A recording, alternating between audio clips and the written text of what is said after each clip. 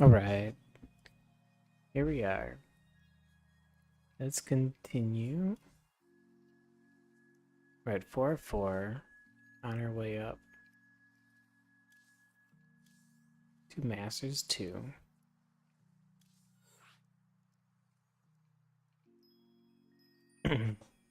Still going to be doing the same build order, maybe some different variations of it, using some scouting, and try to maintain as minimal skill as possible. Although, probably because all these videos are shot at like 11 o'clock at night in America,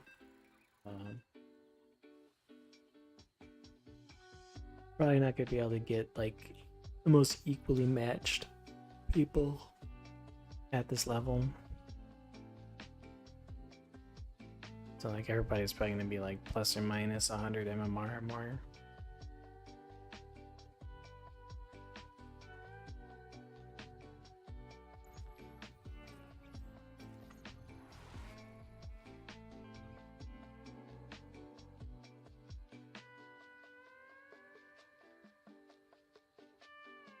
This build technically gets worse the higher MMR you go. Just because everybody else's build orders become more polished and their unit control becomes much better. So what we'll end up seeing is it's not a horrible build order.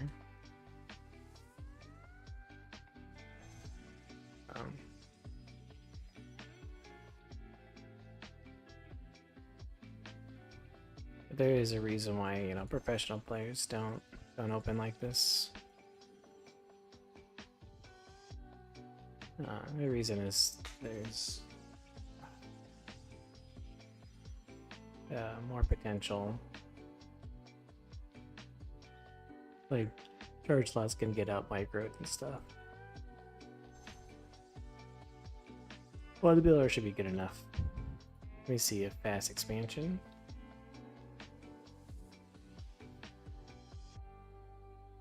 Is he gonna drop that Nexus?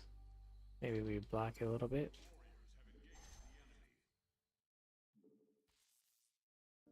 Buy some time. Not sure if blocking it is something we can do.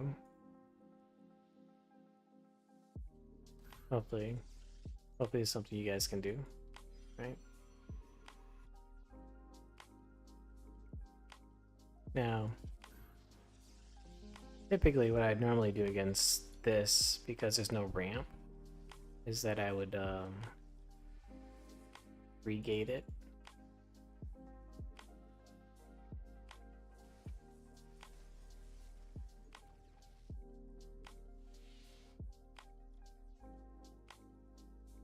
You know, so maybe we can demonstrate that. It can be hard to pull off the 3 gate. Because what you should be doing with the Zealot is scouting for my proxy.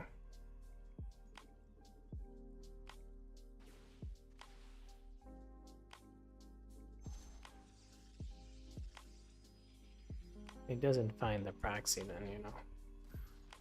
Oops, not that. He's probably not going to be in great shape. Let's scout a little bit.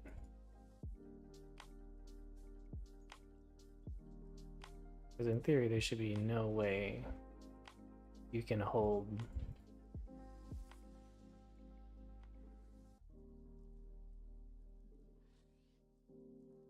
with like no ramp, because there's no force fields.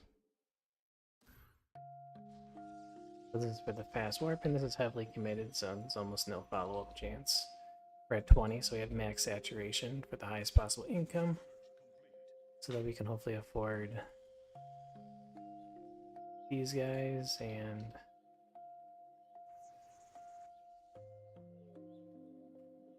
some shield batteries. I'm gonna wait until I can warp in all at the same time.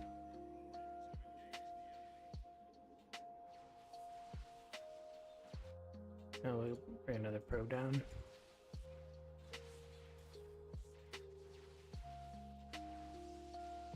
We'll take out this so he doesn't get warp tech.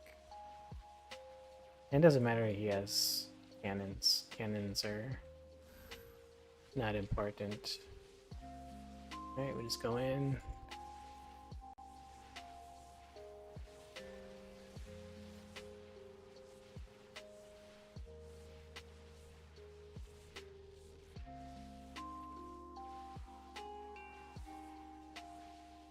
We can take out his forge, delays his additional gateways. It should be pretty textbook.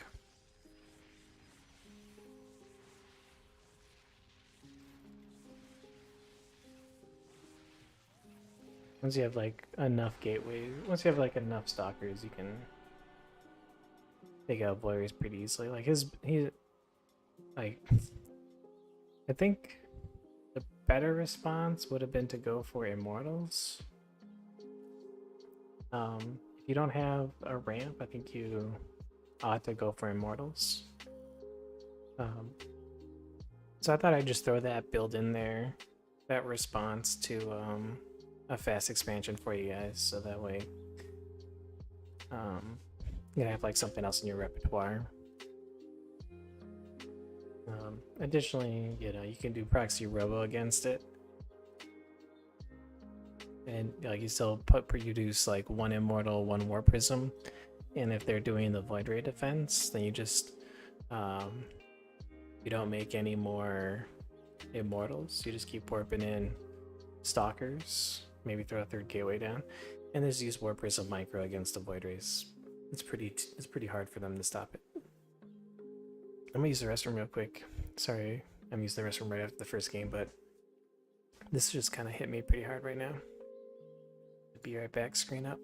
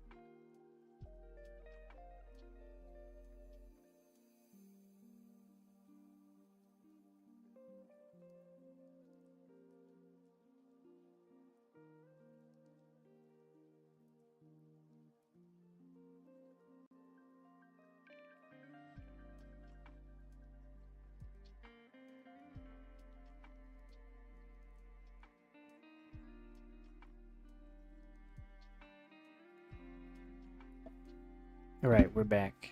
Sorry about that brief intermission. Oh, it looks like maybe only like 2 more games, 1 more game. We get promoted. Hopefully that last game looked pretty easy. Typically the micro you're looking to, oh no, we finally have a game where our APM exceeds that of our opponent. I failed you guys. But like the micro on that one is, you kind of want to move in and move out. Like obviously I could have microed that better, but I didn't need to. You like, you want to keep your stalkers together. You want to like move your stalkers in and then shoot the void ray and move out. You don't want to necessarily like dive onto the void ray, because you can get maybe trapped by like sentries, or you might chase too far and just take a lot of unnecessary shots. But you kind of want to stay kind of back, and like you go in and, you know, shoot one thing at a time. And ideally you'll two-shot the void rays. The first time the void ray comes forward, you'll hit it. It'll be half-life, recover shields, it'll come forward again, you'll hit it, and it'll die. Oh man, this is doesn't he play random? This is a Terran that we've played many times.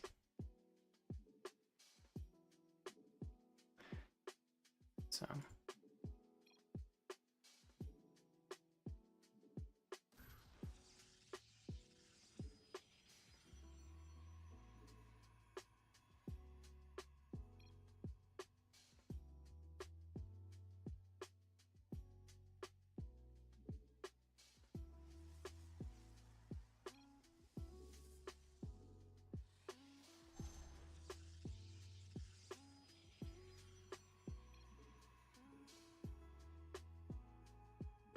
yeah.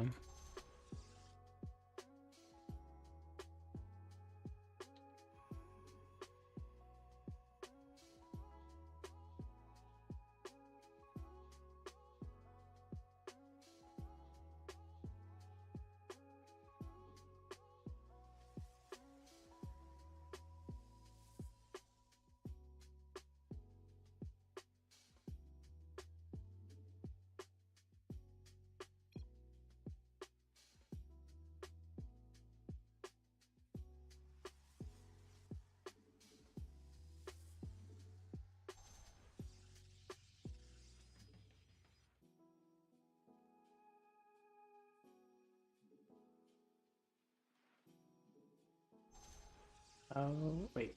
I didn't make the cyber core. I was like, oh shit, I just accidentally forget the cyber core. We see double gas here. Most likely a Reaper opening.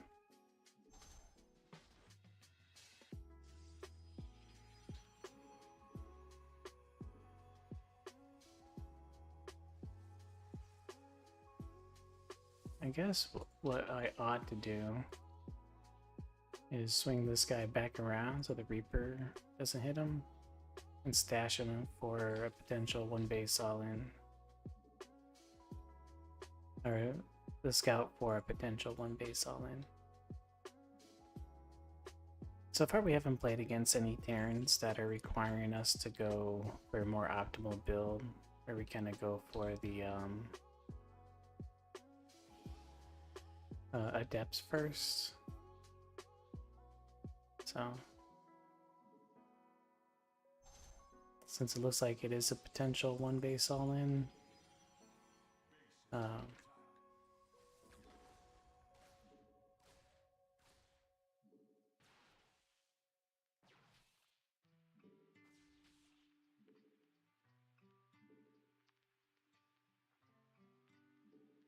so against one base all-ins, it becomes very important to get all of your tech down really quickly, so you can begin, like the faster we get charged, the better, you know, the faster we get immortals. I'm gonna start cutting probes because we have enough to start affording units as quickly as possible. Based on this timing, I could probably squeeze out a sentry, but we can't really squeeze out a sentry because we need to get this charge, and getting this charge is going to be pretty important. And then if it is a one base all in, the max production we want to defend it is going to be 4 gateways for now, and then as our economy gets higher we'll add in more gateways.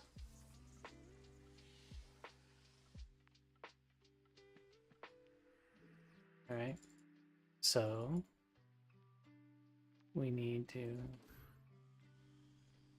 make only 2 more probes, and we see he's coming. Get this guy out, warp in, we see he's attacking.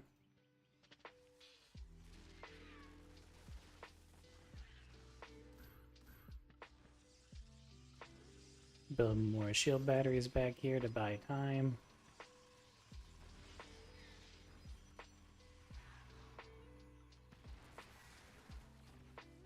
Try and get whatever damage we can off. Or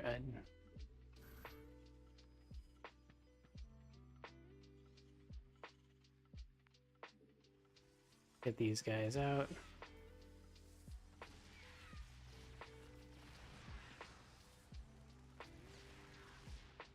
We just want to buy time because we have more income, so we have more production capability. Just want to buy time as much as we can, as many units as we can. This will be a little bit hard to hold. Oh man, where is this thing?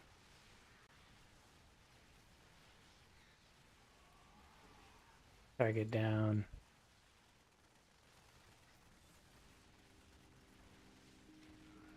I'm trying to target down the whatever it is called, the these guys.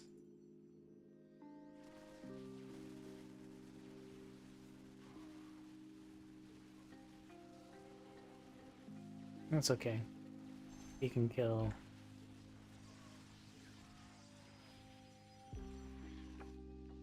He can kill the Nexus because we've done more damage to him, and our expansion's a bit quicker than his. Now we'll go for the Warp Prism. We'll go for more these guys, and typically it's probably better to go for the DTs, but we won't worry too much about DTs. And I guess I want one more Immortal, just because 2 Immortals pack such a pretty nice punch. We had trouble, like maybe my eyes are tired, but I had trouble seeing the Liberator. We need 1 more gateway, right?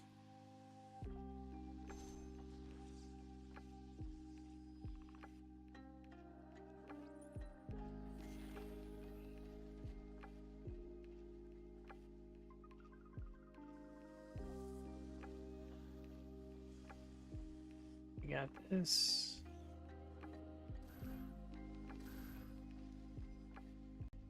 Yeah, you can see like how late all this stuff is.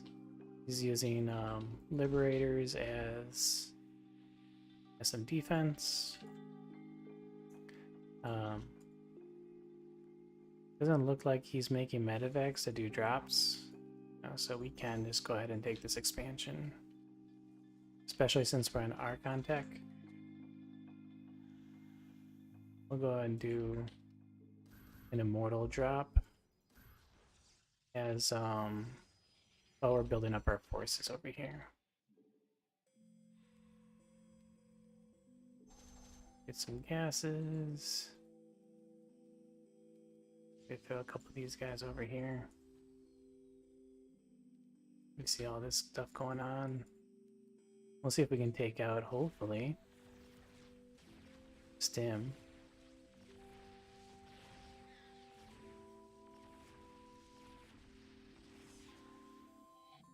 You know, that's gonna make things a little rough for him.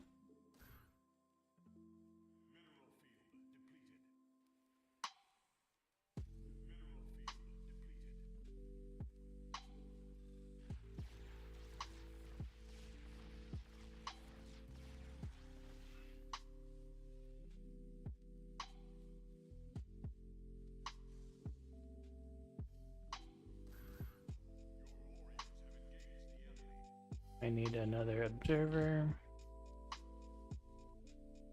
for spotting and all that good stuff. Start transferring some guys over.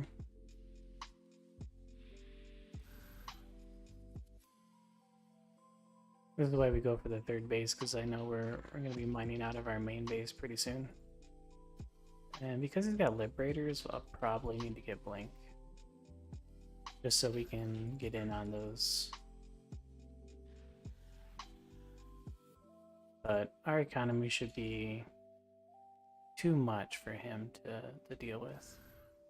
We'll warp in some more Stalkers. You know, we're warping our 3 pylons.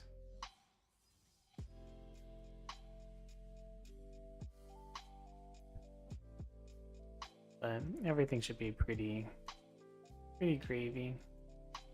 I wish Blink didn't take forever to finish.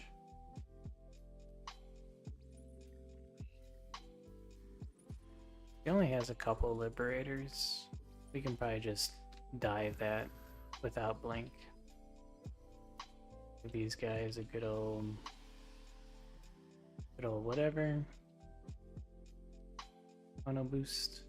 We're gonna double click the Stalkers and put them on a separate hotkey so that way we can focus fire down the Liberators and we'll 1A everything else.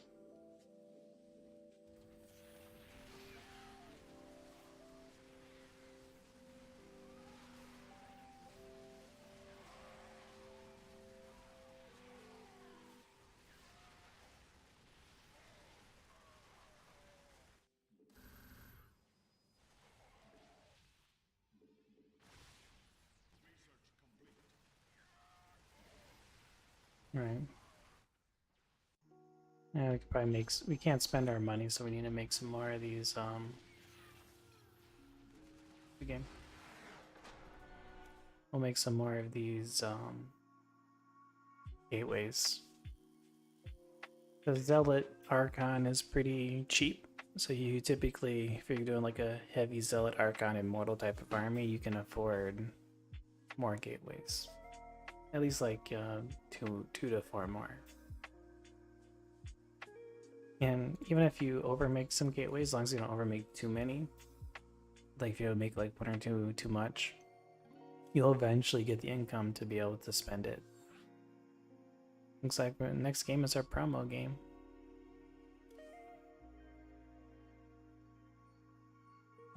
You know, the problem with overmaking infrastructure is that your army supply will be smaller at a critical time. Then it's really just up to the opponent on whether or not they hit you at that critical time or not. That's one reason why a lot of people end up with like really bad habits in their build orders, where they're just so used to like throwing down like, I'm just gonna throw down 3 robos right now or something, is that the win against players who don't hit them during that critical timing where they've overinvested in the infrastructure.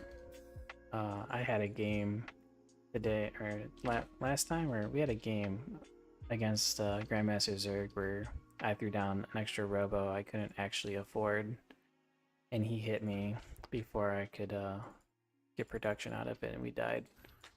You know, it's kind of an example. Is you'll win against people who don't hit you at the critical time, and then you'll lose against people who do hit you at the critical time. Critical time meaning before that extra infrastructure has at least 1 production cycle to kind of make itself useful. Or for you, before you have the economy to afford to use that infrastructure. So for a brief moment in time, your army supply will be smaller than it ought to be. Is that a forge? No. That's pretty much like the main thing we're looking at for scouting against Protoss, is like, is it a forge? No, no forge. Then technically we can go home. At the higher levels, what you'll notice is that, at least like for me, if someone scouts my base and runs away, I'm like always dropping a Stargate, 100%. You know, or you can go for like really fast DT or something like that. We don't mind it too much because with the robo, like our build order just naturally counters the DTs, and oracles can be a bit rough, but we're not caring too much. If they're gonna mess with your mineral line, you just auto attack them. You know, just push them away. Who cares?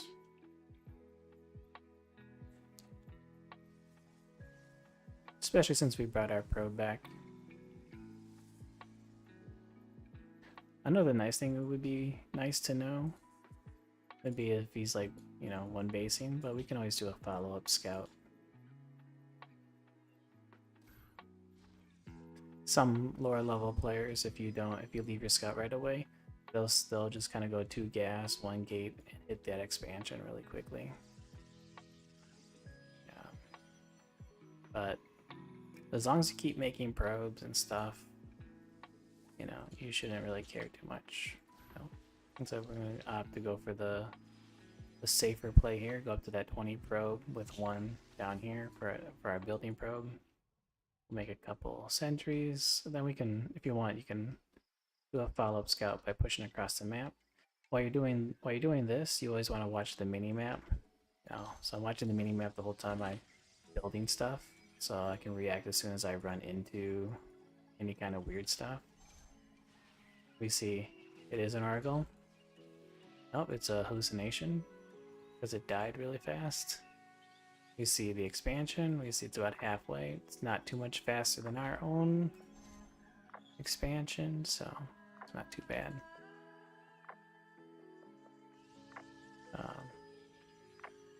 Yeah, the only risk to moving out these 2 stalkers is you don't want to run into 4 stalkers. The nice thing about running out the 2 stalkers is if you did make sentries or adepts, sometimes you'll run into the adepts right away and you can push them back. So it looks like he did go for a stalker sentry opener, if I were to hazard a guess. Oh yeah, I forgot to make my pylon, so we'll just go ahead and make 2 pylons right now since we have the income. We'll go ahead and grab that, hit that chrono boost, and grab this immortal. We see he's going for a +1 blink, robo. You know, it's a pretty little bit of everything type of build. I'll warp in 2 stalkers. It is always a good habit to warp in some extra stalkers. He is cutting units for this, you know. So, maybe, yeah, no. But typically when I see that, you know, I just take my 2 gateways, my first immortal, go warpers, and walk across the map and kill him. Because he's cutting way too much stuff early on for way too much tech. But that's just because, you know, I would just do that just to get a faster game. But we don't need to. He's trying too hard to cut corners. We had a little bit of lag here. He's trying too hard to cut corners. 1, 2, 3, 4. 1, 2, 3, 4, 5, 6, 7. And that's something I learned was bad a long time ago in StarCraft 1. I used to play no rush maps, or like no rush against the opponent, and I would cut so many corners, and by the time I was able to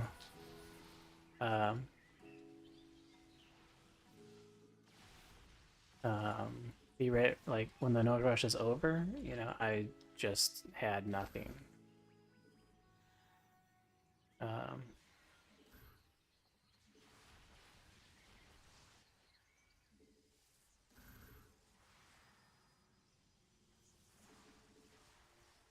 Just focus fire and you should do pretty good. Yeah, he's going for some kind of interesting attack. Focus firing this guy down.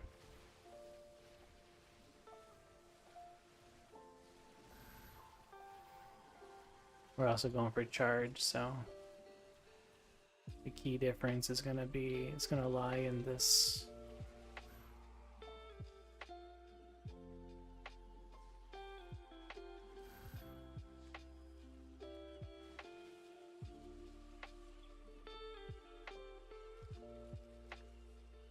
the stalkers. And then we'll go across the map. This guy, so he had like a +1 charge lot timing attack. Didn't really work out so hot for him. Whoa!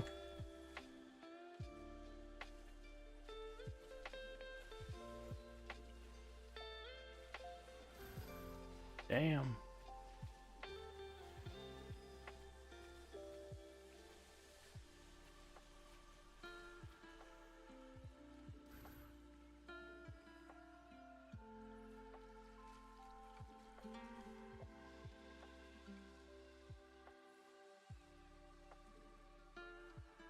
That's pretty crazy.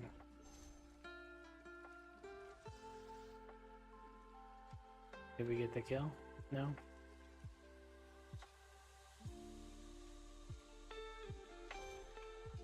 What an interesting build. So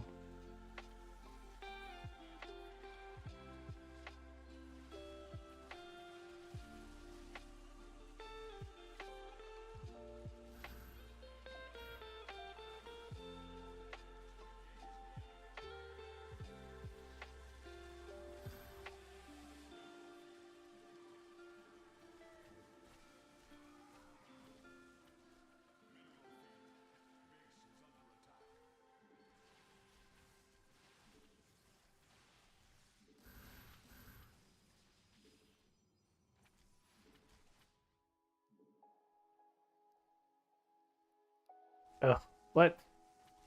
Looks like he got all this stuff. Alright, cool, good game.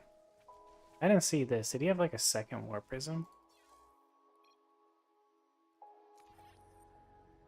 How did these guys get into my main base? I thought I dealt with them.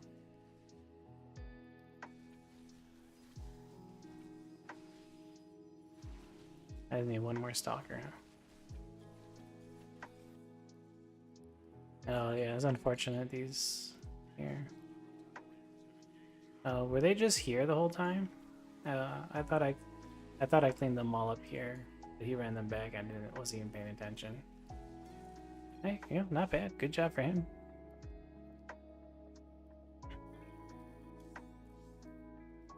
Yeah, looks like I underestimated that attack. Start doing this again. PvP loss +1 char. But not bad.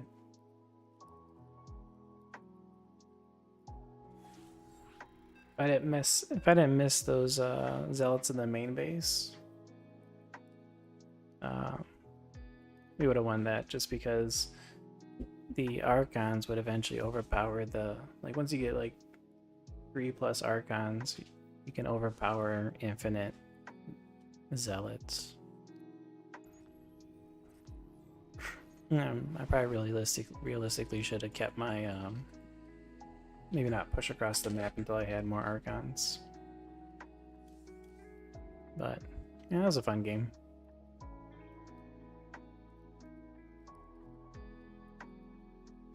But our build 100% was a better build. Just got caught with our pants down.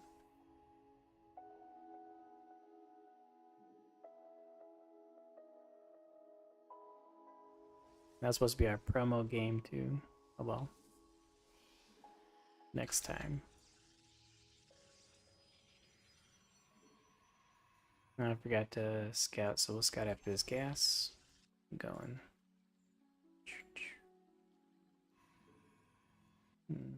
Wow.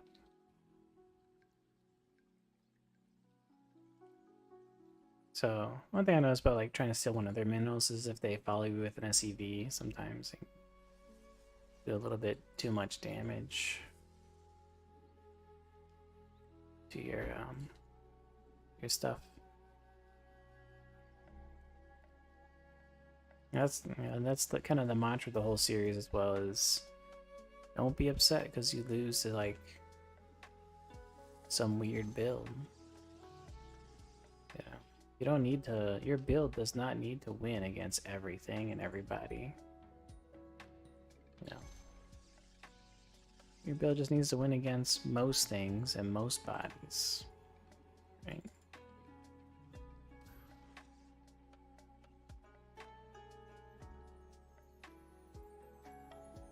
And then you just figure out what to change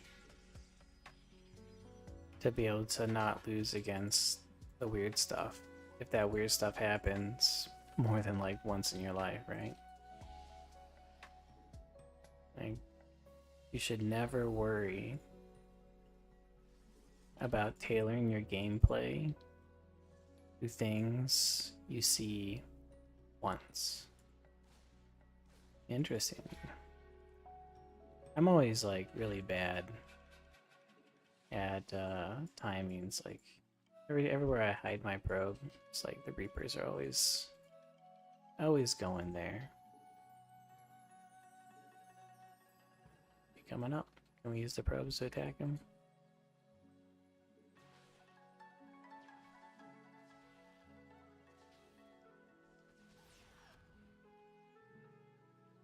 So I wasn't 100% that my guys would have auto-killed the Stalker. But I didn't really care about auto-killing the Stalker, just cared more about getting my stuff ready. You know, it's like, okay, you know, I can't spend all day killing the Stalker. I need to get my row facility down. I need to get my Twilight Council down. Right. Let's send one. So we haven't confirmed the expansion, so I'm going to send one probe across the map to tell me how scared I need to be. Yeah. Once this finishes, we'll drop at least one gateway, and we'll go up to 4 gateways if life becomes a little scary.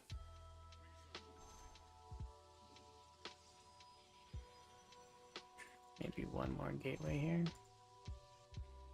Alright, well, we still haven't been able to confirm if it's all in or not, because he had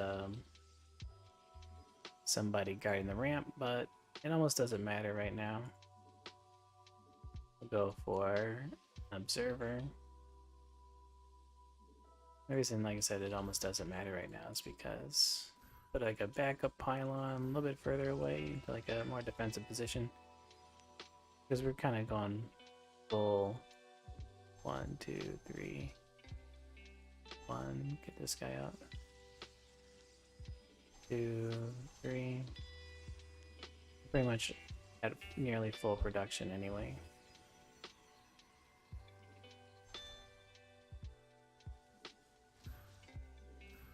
We got our 2 sentries. We're starting to warp in.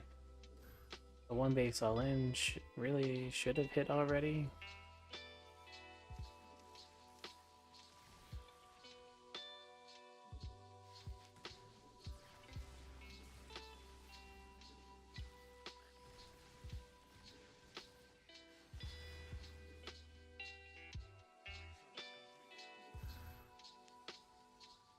That not gonna work out.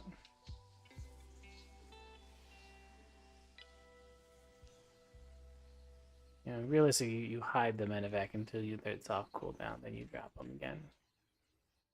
But it's whatever. I guess we'll go with this. And then we go 1, 2, 3.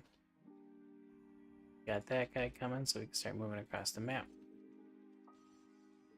Start warping in our stuff. Take a look at what we see here. Looks like he's going for that 3rd base, which is great.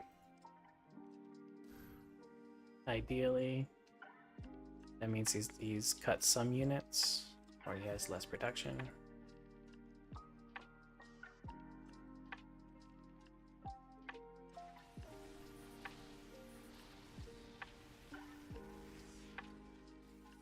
Kind of baited him out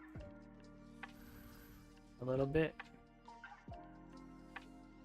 Took out a fair amount of stuff for free.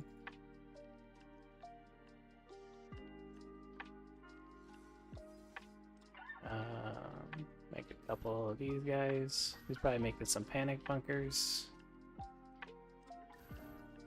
That's completely fine. He's also wasted Raven energy, so he can't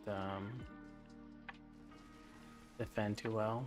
Looks like he's not even attempting to defend. Like, he's supposed to have spammed out bunkers and stuff.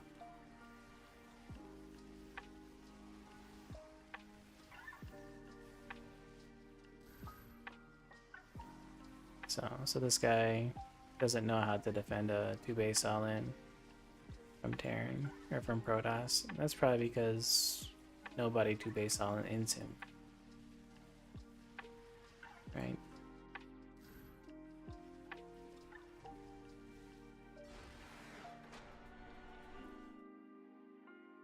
Usually against like charge lats and stuff, you want to make some bunkers, make a wall of supply depots. Not have your army in the main base. We are like literally 1 MMR away from promotion.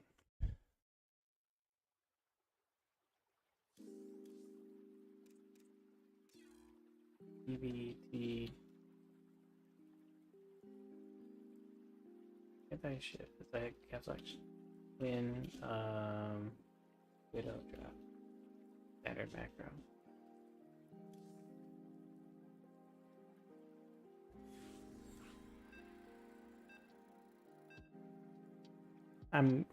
Yeah, I miss some of those replays, but I'm naming replays more for your guys' benefit as like a reminder.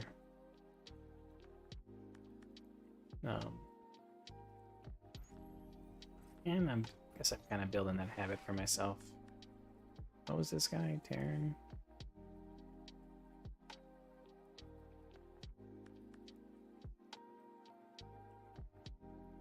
I wonder, will he be able to do the 420 Widowmine drop? Hopefully my volume is loud enough and it's not too quiet for you guys.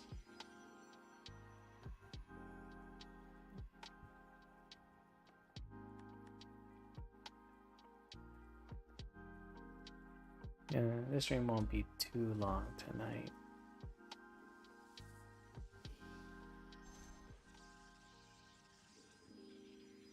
Bop, bop, bop, bop, bop.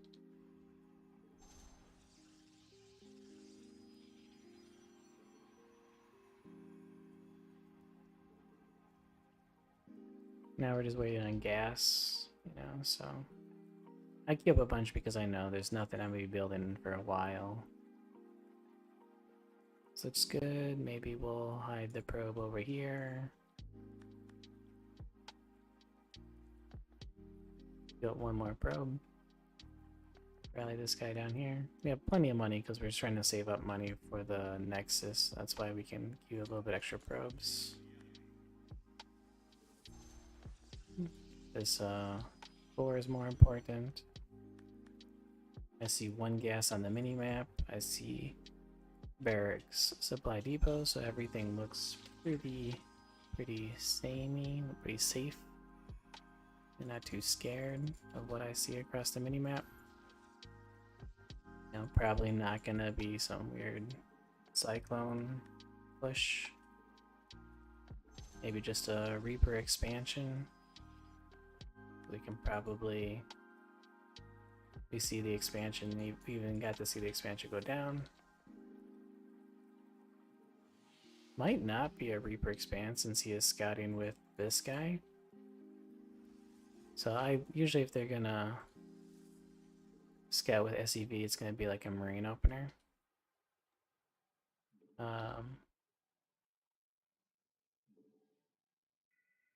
Because if they do that and a Reaper opener, it's just,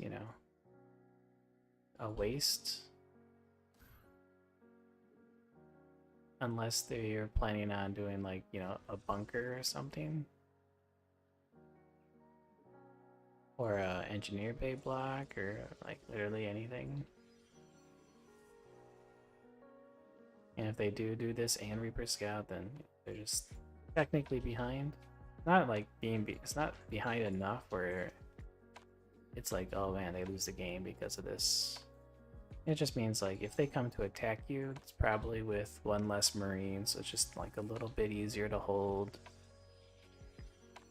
You might still lose to it or whatever, because it's only a little, like everything's just only a little bit weaker. It's not like a lot of bit weaker, and that's one thing you have to consider when you see like some of these players making these lack of optimizations and stuff. It's like, oh man, like, you know, it's not a huge impactor of your chances to win. It's only a slight, you know.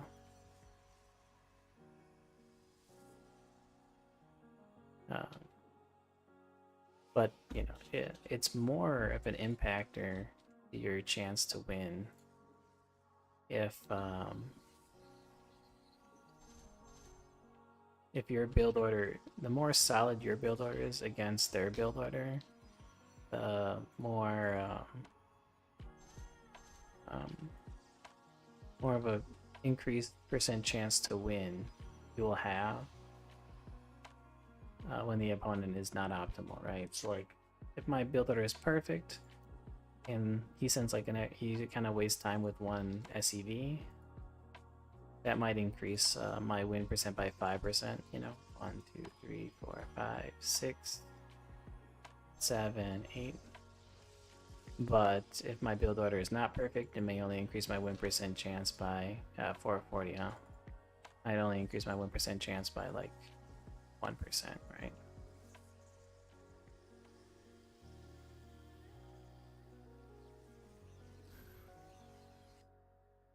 Oops.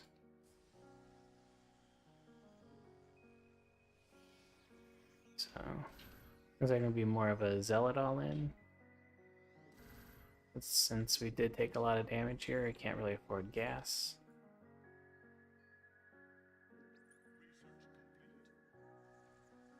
So we'll have to, when we move across the map, we'll have to watch this stuff.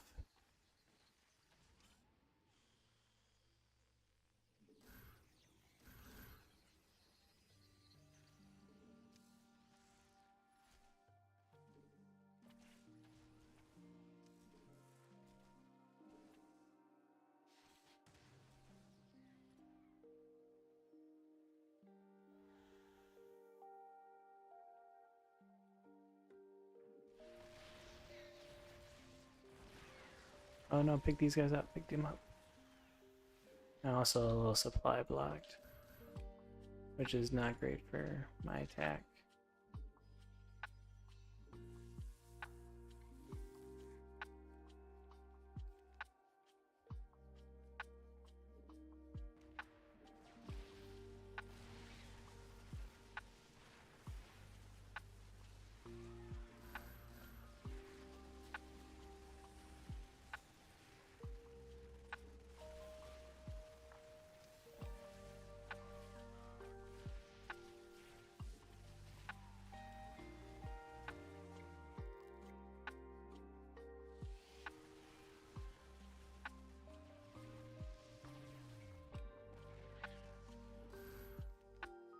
Maybe we can start putting some guys back into gas.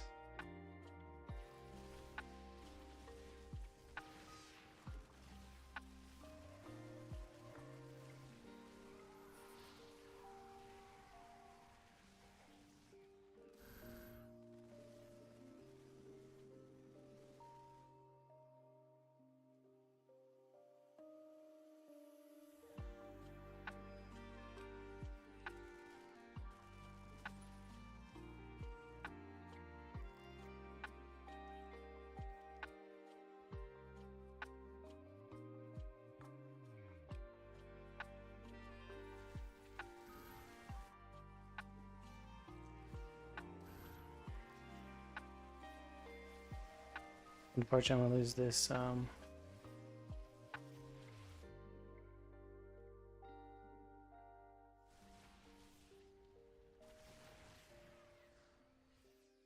this whatever it may be called.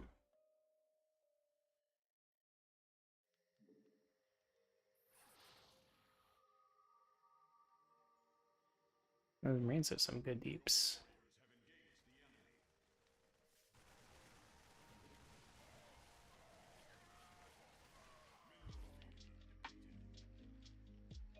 Marine DPS is second to none. Might have to go DTs if I can survive long enough.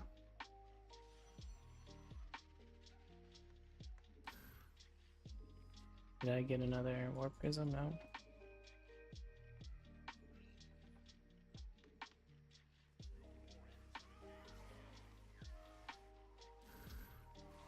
Zealots can fight Marines. You just need a lot of Zealots compared to the Marines.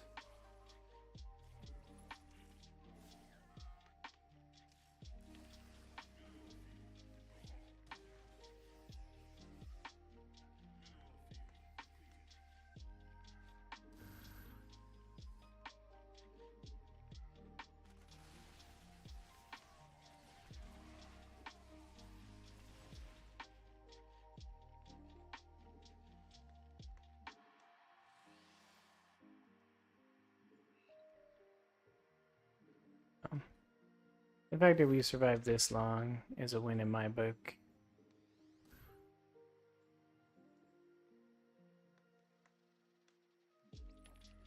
It's going for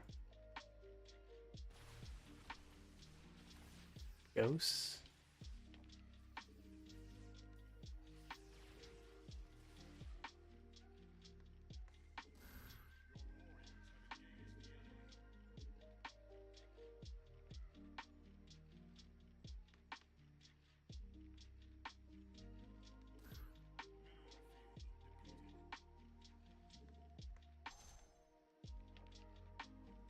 That's gotta be a command center.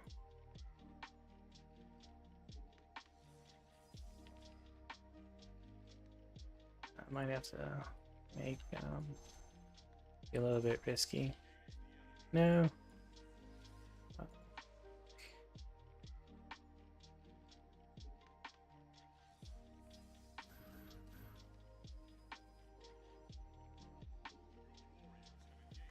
Run, run, run.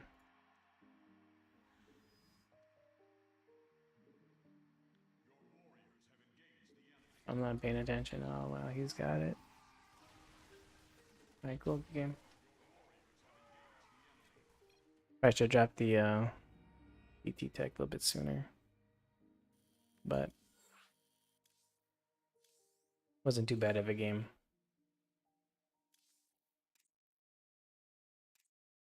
The Widowmine shot hit us pretty hard. We almost won with the counterattack. Boss, Widow drop.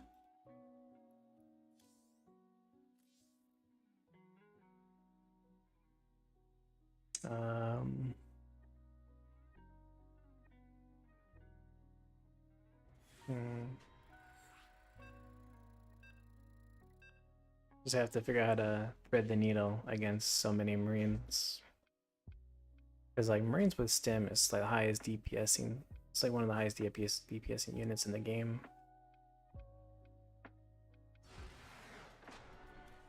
So unfortunate promotion.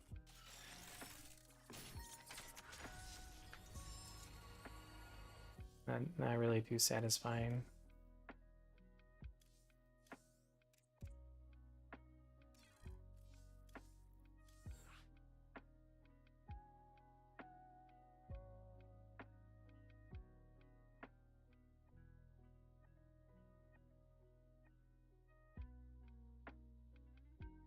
But we did pretty good follow-up damage.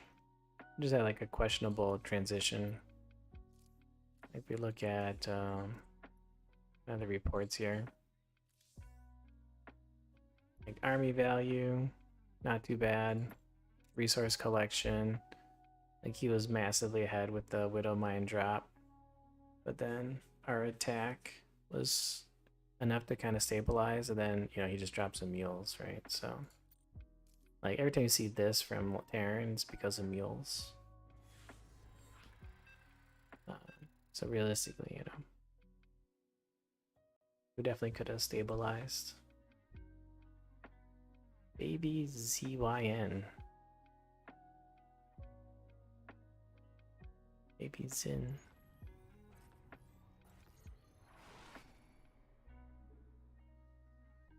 is this playlist gonna turn into like, all right, this is how you get Masters 1. You beat Grandmasters. It's the only way. It's the only way to rank up. So you have to defeat the onslaught of Grandmasters.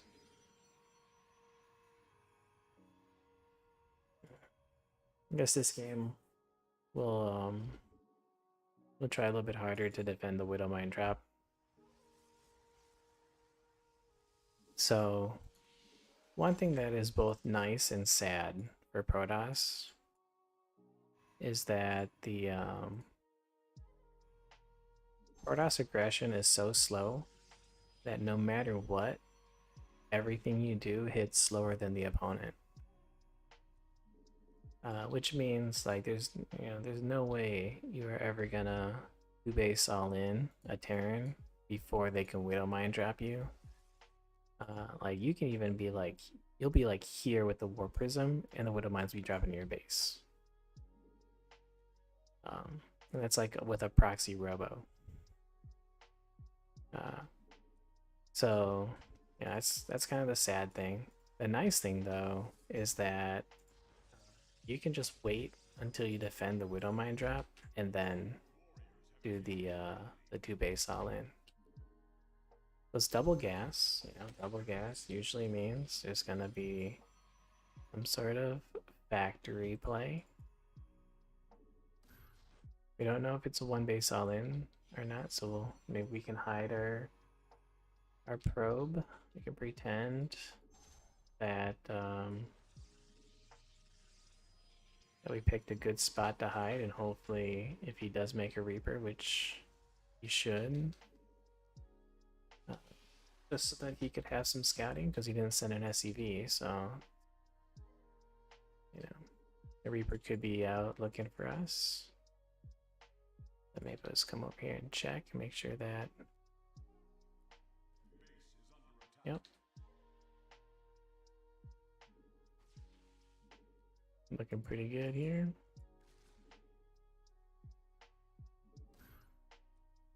We don't see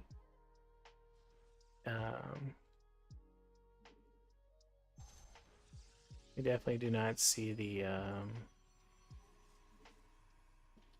it's always interesting like where they choose to come in and not come in. So we see that there is no expansion coming, right? So it's another 1 base. So we'll probably cut at like 6 probes here.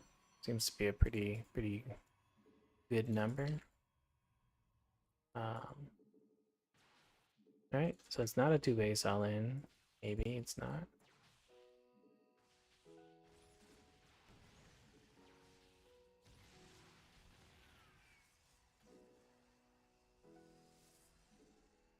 But maybe it is, and you're just trying to get some sort of economic damage done.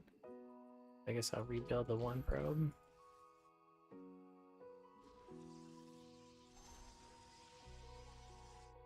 I still see no expansion. But we can see a move out. We haven't missed it yet. It's important to give this a chrono boost. Alright, so he built on the high ground. So we can go ahead and continue building probes. Get that observer, send that across the map. We got our safety immortal. 1, 2, 3.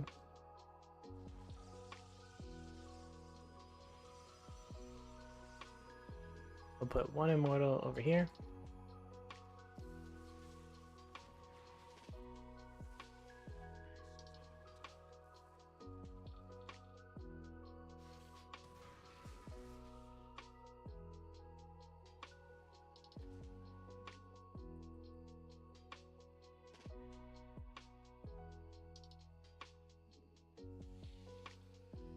Only lost 1 stalker, which is fine. It's probably like the highest APMing part of the game. Oh no. We wasted some energy, that's great. It's less energy to defend. 1, 2, 3, 4, 5, 6, 7, 6, 7, 8. And we'll go for the DT Shrine, even though he's got the Raven, doesn't really matter too much.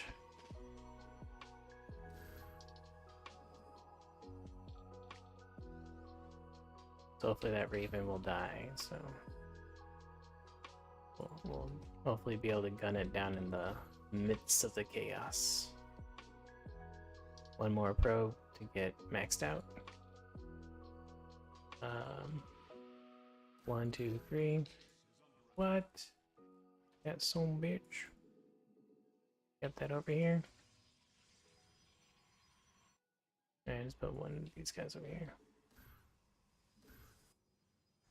Alright, we got 4 stalkers. That should be good enough.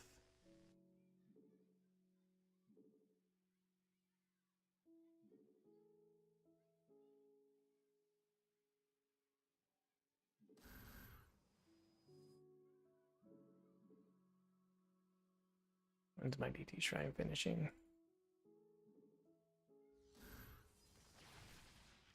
Well,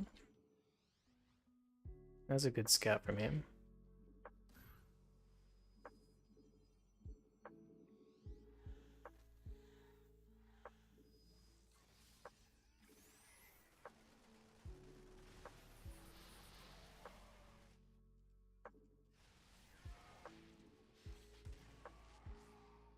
That was not too great of a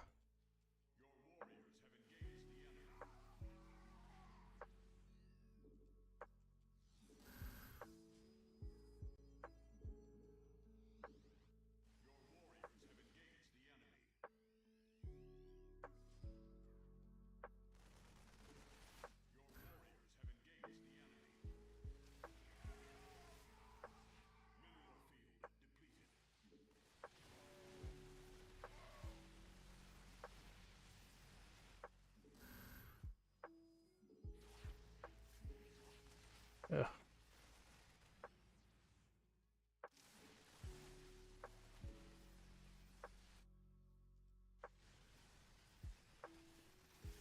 Yeah. Just need more practice with this one.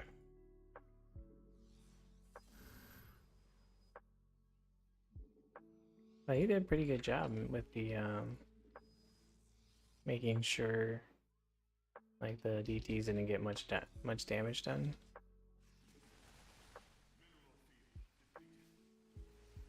Oh, good game.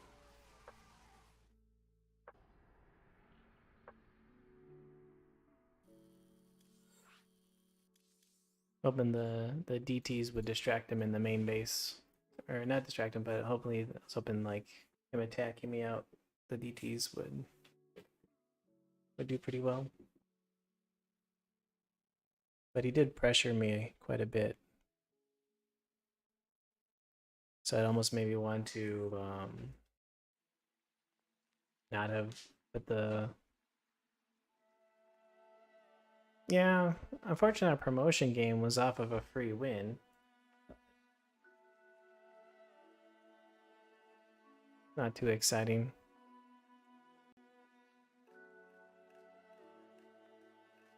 And then, I guess because maybe we're playing so late at night, seems like the only way to get from Masters 2 to Masters 1 is on the corpses of Grandmasters.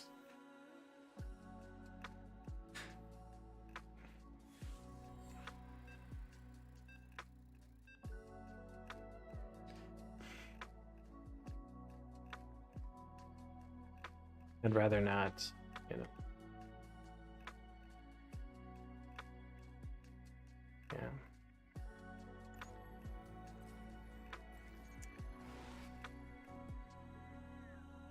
Yeah. Still trying to keep this as low skill as possible, but the ladder is making it a lot less doable. It keeps giving me 5k players.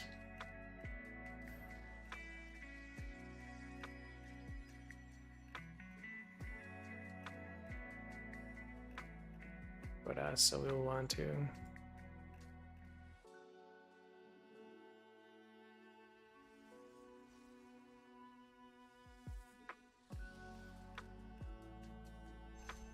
Japan's really the only race that has such a powerful snowbally mid game that just because of like there's the units are so fast with stutter step micro that if they get like a large enough ball of units, zealot based army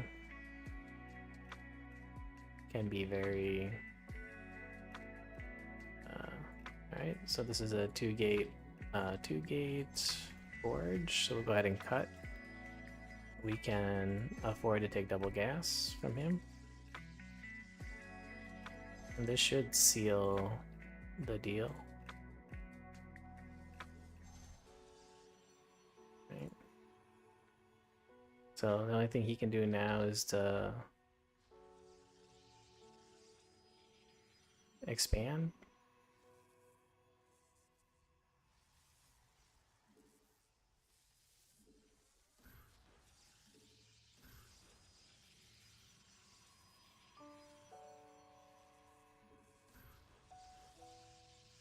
So I wonder if this is in range, but or not. I wonder. All right.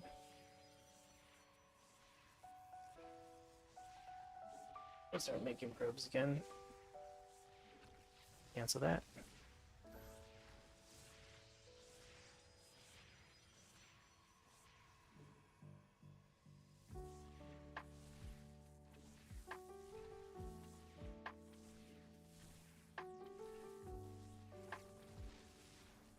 What? I didn't get that cancel? Shit.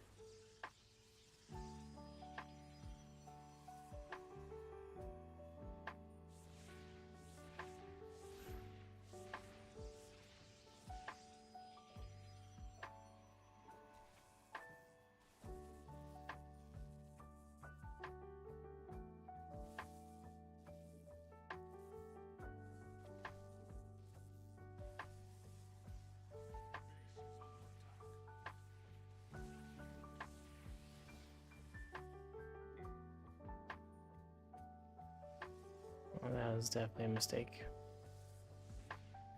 The guys in the gas right away.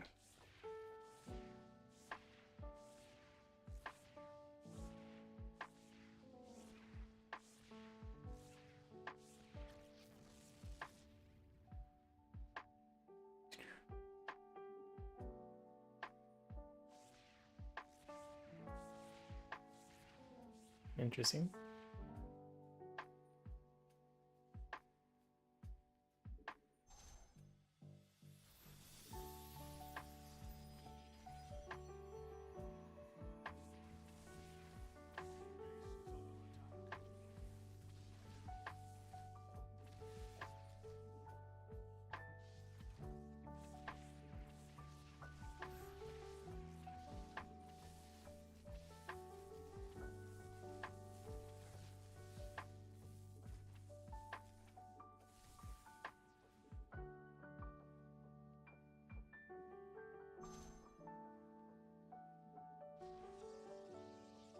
Just block that up so that we got none of that stuff happening again.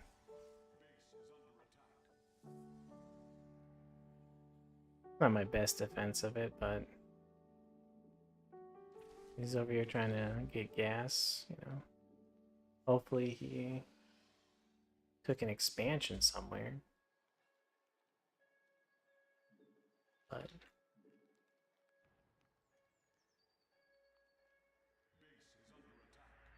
so I'm gonna start sending void rays. Ideally you'd proxy the void ray, but I'll just do it this way.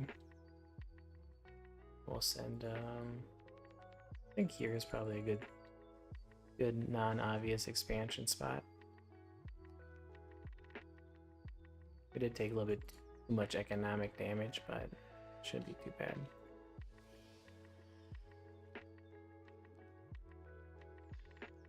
He should be so far behind in gas that shouldn't be too bad.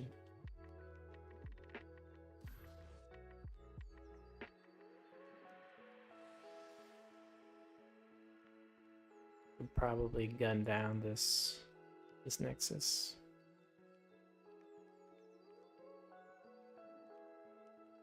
and taking her on expansion.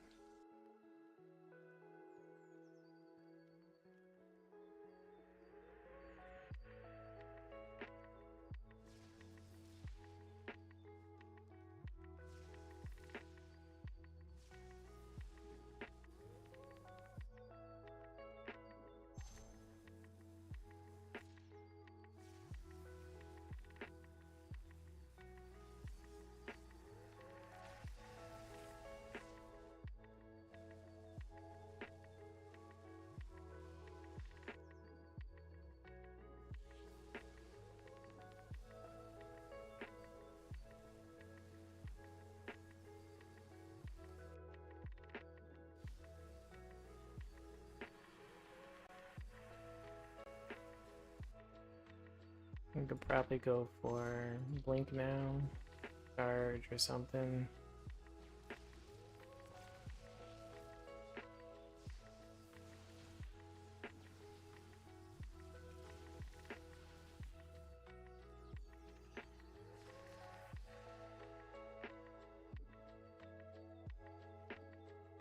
Damn it.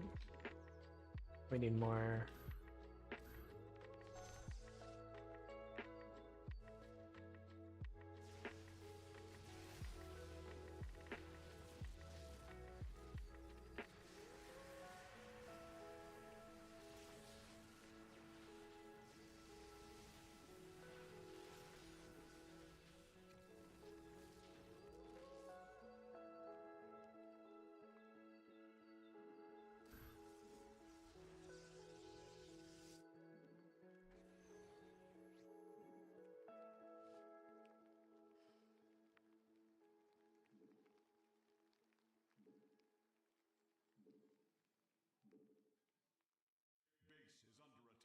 What?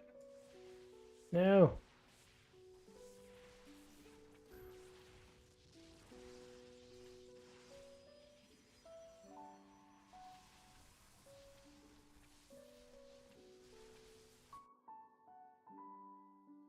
What an unlucky find.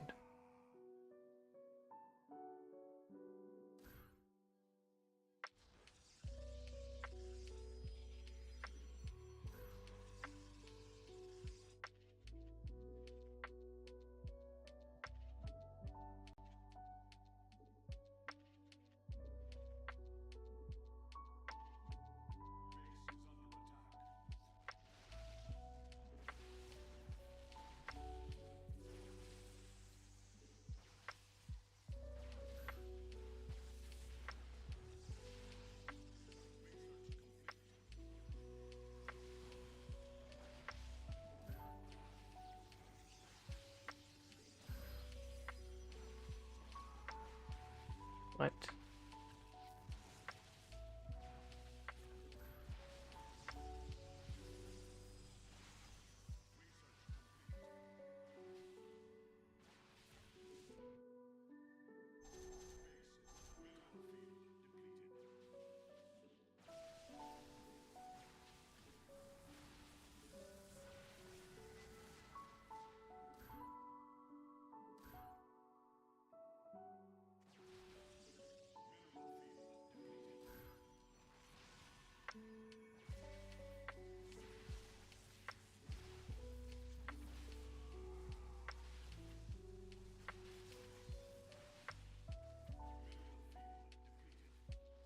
What an unlucky find.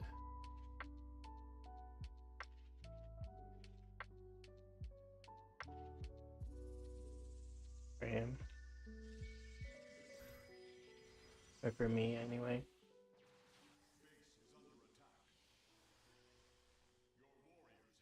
Oh my god, what the hell? Good game. This guy's a genius.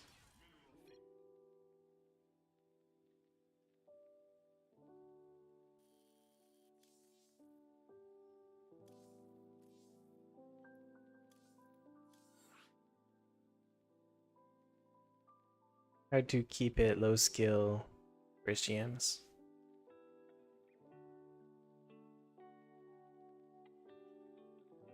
Yeah.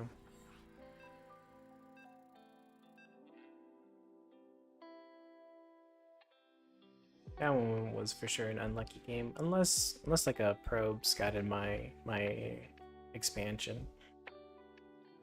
But I was also a little slow to drop a shield battery to defend it, so we barely lost that one.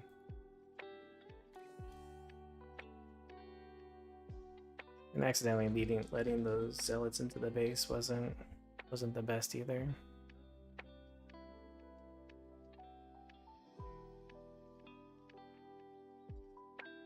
It happens. Oof.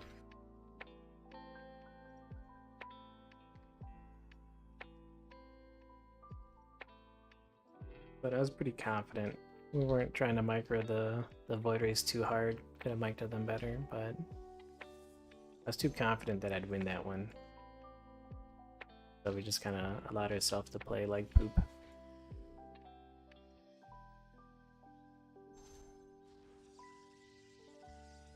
Keep wanting to like showcase how easy it is to do some stuff, but maybe it's not worth going that far.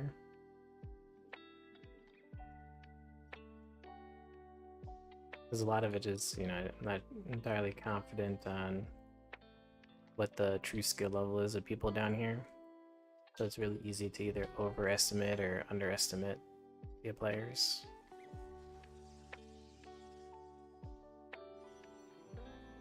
And then because a lot of people at like the Masters Plus, like their skill sets are just so diverse. Like you'll have players kind of like what I'm trying to demonstrate that have really good build orders and it's really bad unit control. You'll have players who have really bad build orders but really good unit control, you know?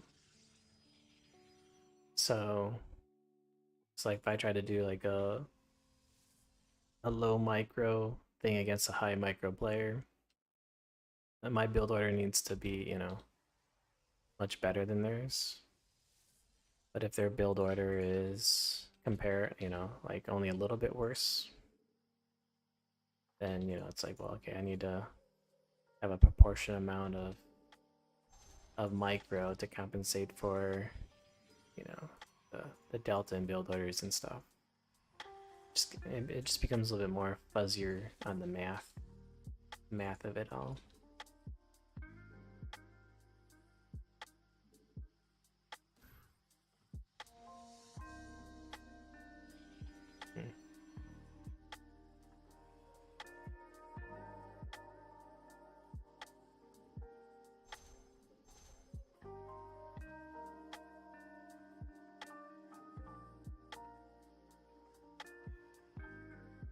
I was definitely hoping it'd be easier. But yeah, but it makes sense. The diversity of the players are as such.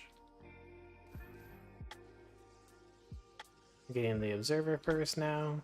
We've graduated to Observer first, so that way we can see, get a better idea of if we should continue the all-in or not. You want the Immortal to go back. Last thing you want to do is have this get swarmed by the opponent doing some weird stuff. And remember, our attack timing is on this, so everything else just needs to, all of our timings just kind of need to reflect the robo.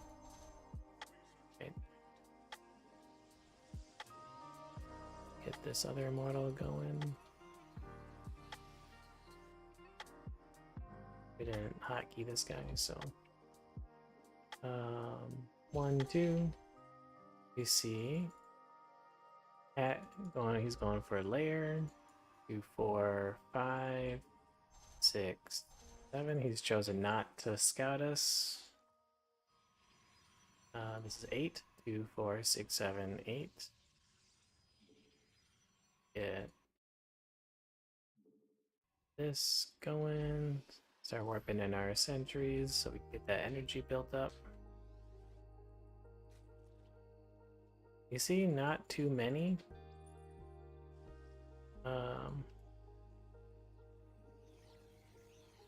get our 3 pylons. Transfer some guys over.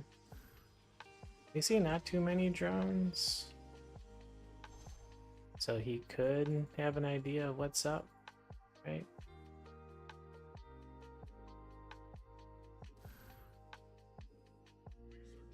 But, yeah. We're not really seeing a whole lot of army. Well, he is making some army.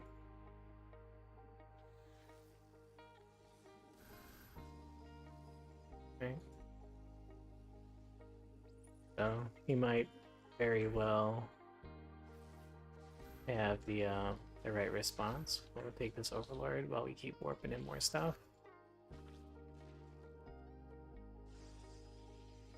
Do some chrono boosts. We do see quite a bit. This guy back.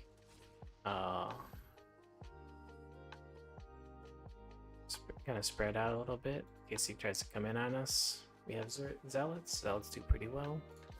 I think I want to wait for some Archons. At least one to help deal with the Zerglings.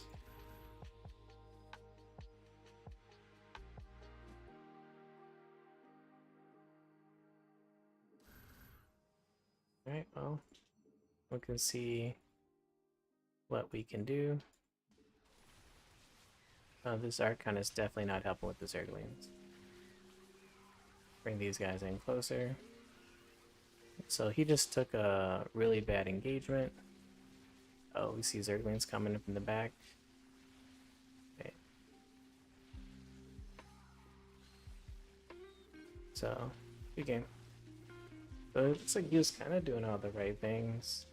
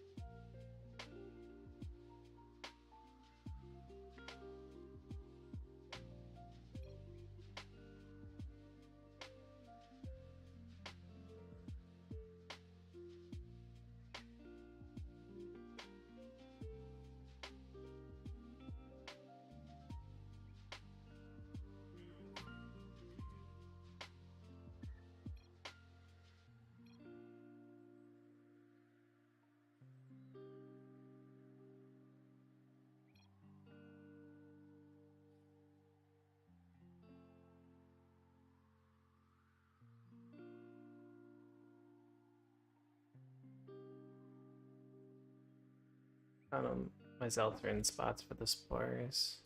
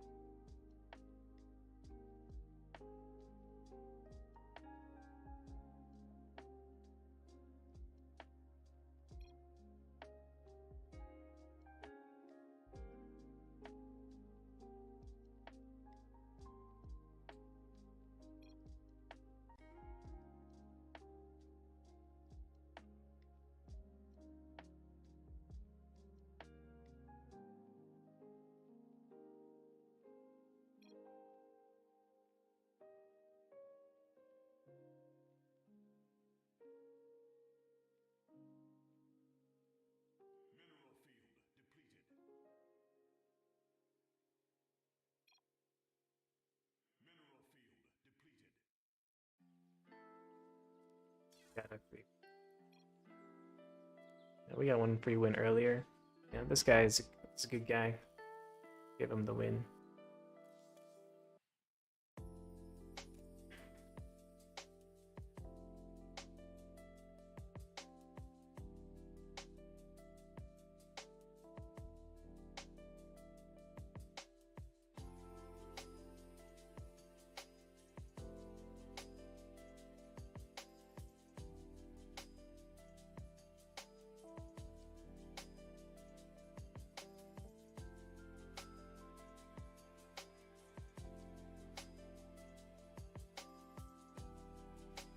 We like seeing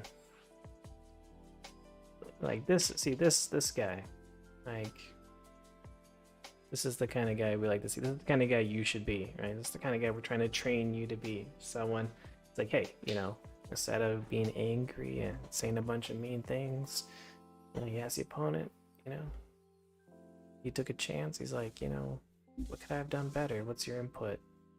You know, you could have asked me to be a friend in practice. I would have said no because, you know, I only play like 6 hours a week. I'd probably still add him to friends, or I'd tell him to go to Discord because maybe we can set up a practice session like once a week or something. But yeah, hey, you know, you keep this guy in mind, right? You know my account, Sinister. You can just add this guy to friends, right? You catch up to him in skill, and maybe he will be your practice partner, right? You can take note of these guys. Save his account information.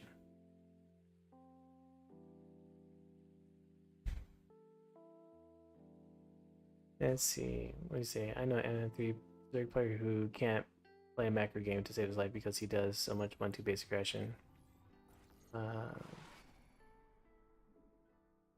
We got Zerg again. Not the same guy, is it? Okay. You too. Um, ZVP Charged Out Immortal almost reverses the role. Zerg has to be the one to not get surrounded. Yeah, like, well, it's true for Zealots in general. Like, Zealots, Protoss versus Zealots, Terran versus Zealots. You know, Zealots are, are Zerglings. You know. Your goal with Zealots is to wrap around the opponent. I'd laugh if he was expanding Macron the whole time and just killed you from there. Wouldn't be the first time someone's tried to chat no jutsu me and abuse my kindness, but you know, I don't really care about losing, even to chat no jutsu people, because like, what the thing that helps me quote unquote sleep at night as a player is I know what my skill level is. I know what my MMR is. If I lose, you know, if I lose a game and I lose points and my MMR drops below what it normally is supposed to be, I'll get it back, right? It means my next opponent or the next few opponents or whatever will be easier. I accidentally made too many casts, right? Just if I'm a 4.8k, 5k, 2.3k, you know, whatever player, you know, if my MMR drops below 2 point whatever, it'll get back up there. You know, and when you realize that, like, you know, once you get comfortable with what your skill level is, and you're just on all you care about is improving, it doesn't matter what the number is. It doesn't matter what the number says. Because you'll always get back to your minimum skill level, or your minimum MMR, or your average MMR. You always get back to it no matter what.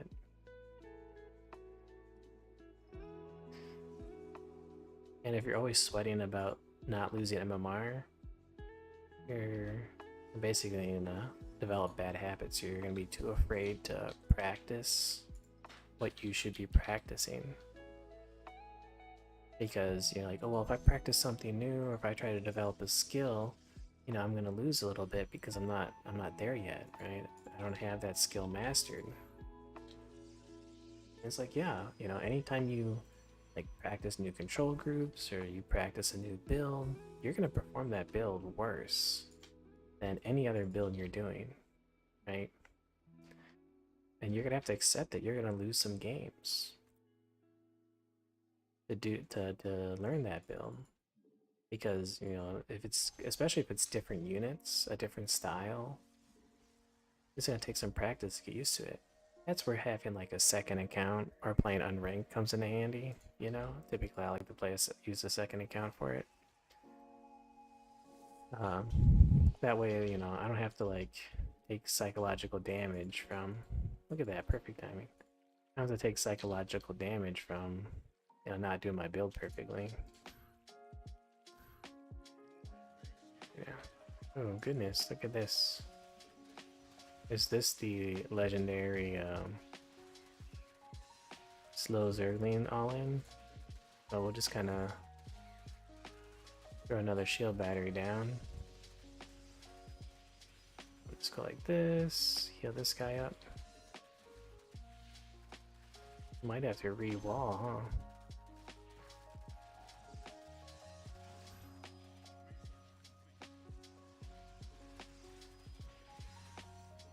Uh-oh.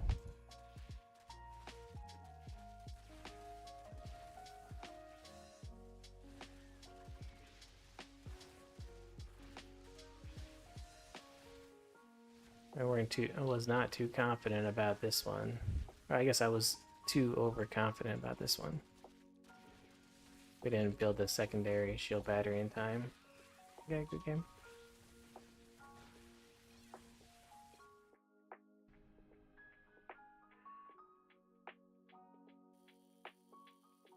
Not bad. Good job to that guy. So that's like a really easy build to hold. We just didn't build the additional shield battery in time.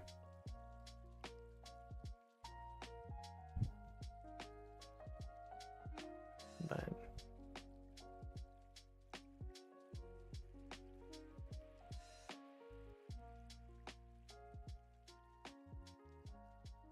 And surprisingly, one thing that was kind of weird about it is I thought I had the full wall off, but I didn't have the full wall off. 44. Was Masters 2 4470? Am I down 100 MMR? Have I not been paying attention? I think so. I think somehow we fell down 100 MMR.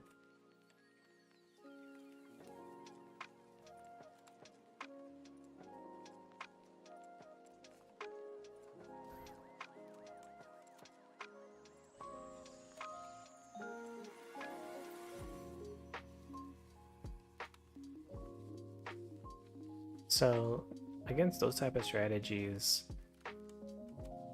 your building spacing is kind of the most important thing, you know? So like, you know, if we pay a little bit more attention, like these two are in line, it just makes it really easy to do a re-wall when you don't have like one grid space gaps kind of blocking and stuff. So like these are in line, so if I have to do a re-wall, it's easy just to kind of stack like this. Typically, you know, I don't pay too close attention to. Well, I'll just cancel this. Screw it. I keep messing up my builder because I keep thinking. You know, because those builds are so rare, like oftentimes you don't think about, or I don't think about, even care like where I place my pylons.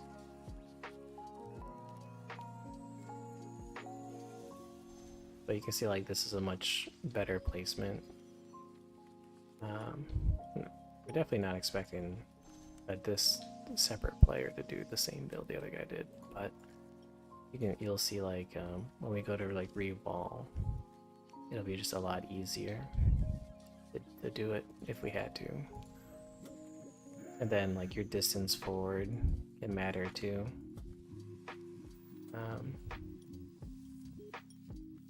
So typically I think they'll like usually have like either two pylon gap between this pylon and a building, or a no pylon gap. So these could be like a little bit more forward maybe. But I think one pylon's usually pretty good.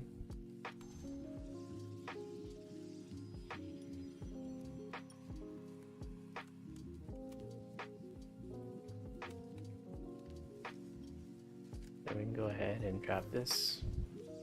And then not having a gap here.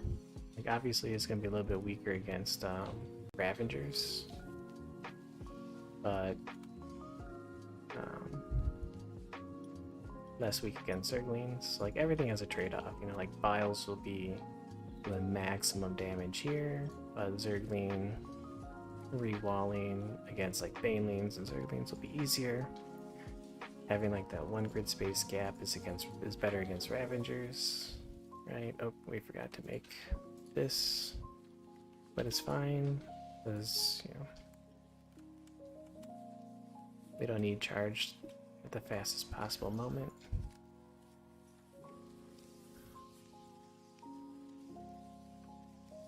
What we do need is Immortals.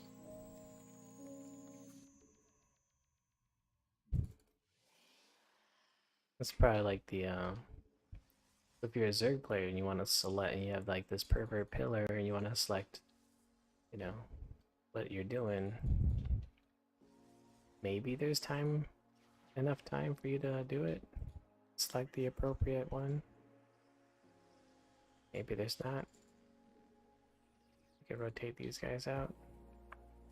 Hit that with the chrono. Cancel this one.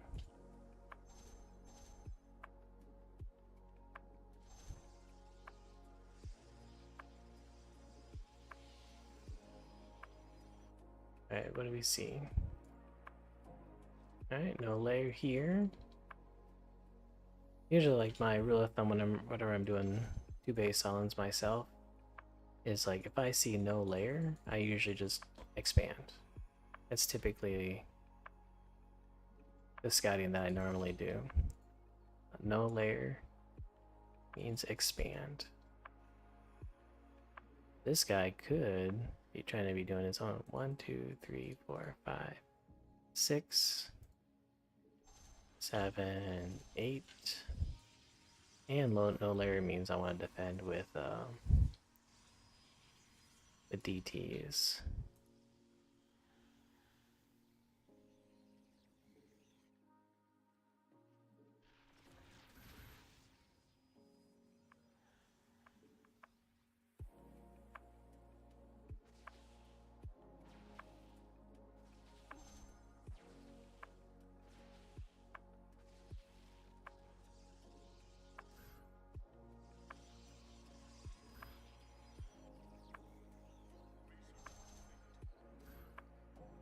Then we can go and harass. Keep him in his base. And we'll get this. Oh man, we almost lost that. Get it. Now we do have to be careful. Because he could be gearing up for a counter all-in, which is why we go for the DTs. Gonna warp in a bunch of guys.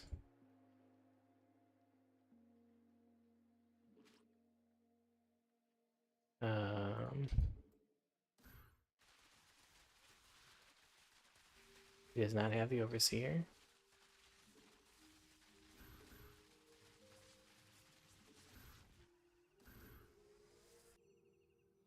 This might make him change his mind. Looks like he does have some spores here and there. They might not have Overseers.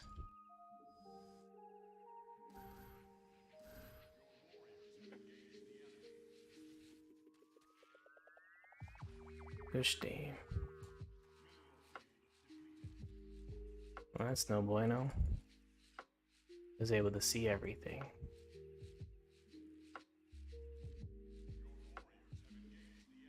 Oh.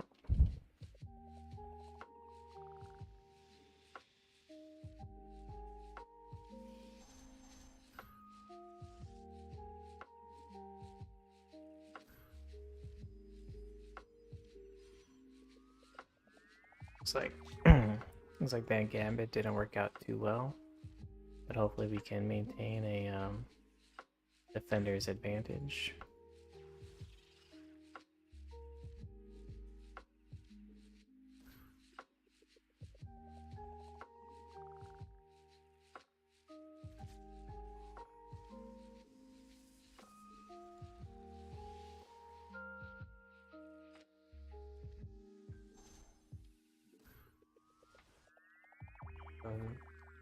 See, is there a third base?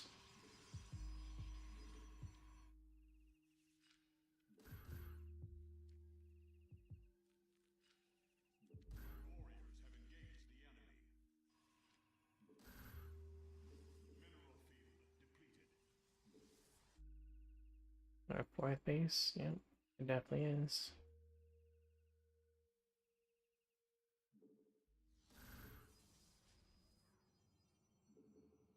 Try to get some counterattacking going on.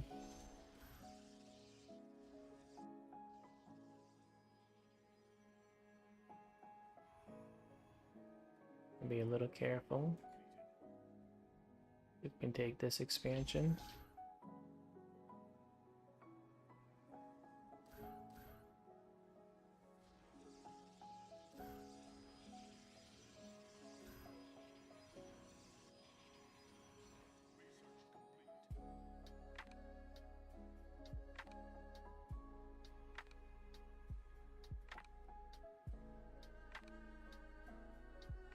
Kill off another little party.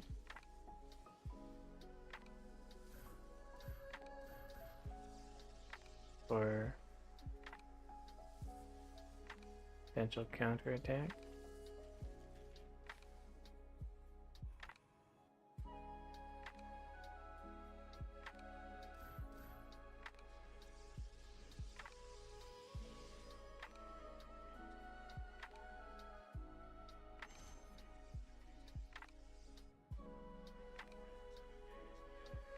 Oh, that's unfortunate. Got quite a bit of guys over there that defended. This guy's pretty good. No complaints from me.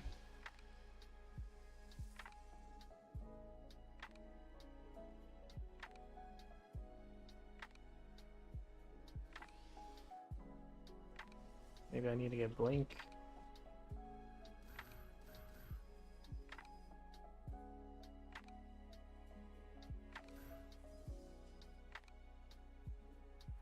Alright, so probably enough of these guys.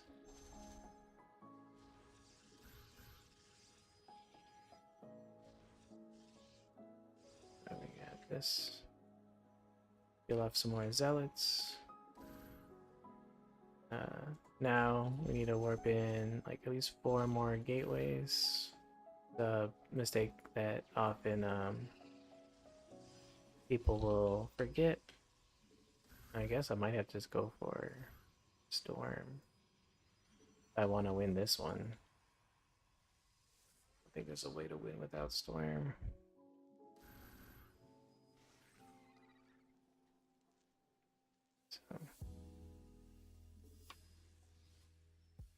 So we can send these guys here at the same time, sending these guys here.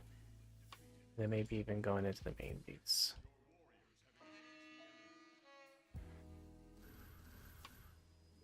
See if we can... Oh no! Come up the middle.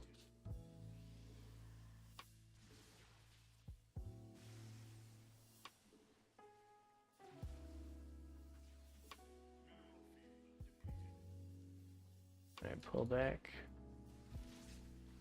Not bad.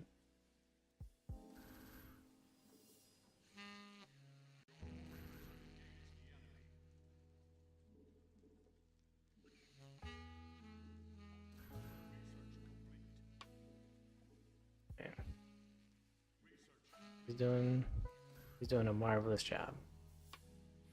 Oh, nice.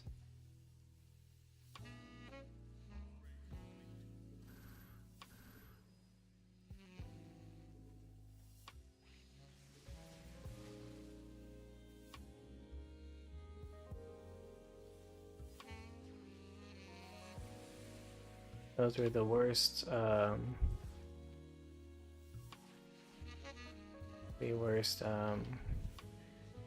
whatever they're called, feedbacks in my life. They were so slow. Say they're the slowest feedbacks in my life.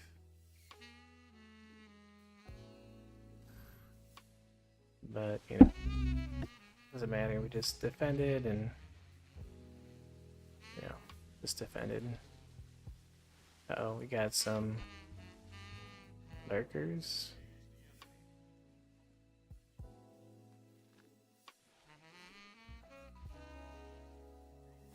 Alright, well, against lurkers, I kind of want to go for... Where's my observer? Maybe we can come over here. Expansion. He should have had, I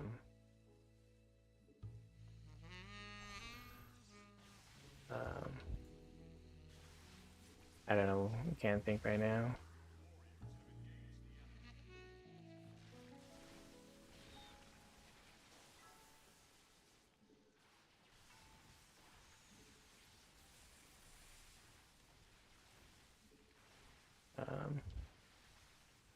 And just poke out. I don't know what I'm trying to say. You should have had something. Alright. More immortals. Some of these guys here. Get the oracle. Should we start going for mass air? Should we play like a real person that knows what they're doing?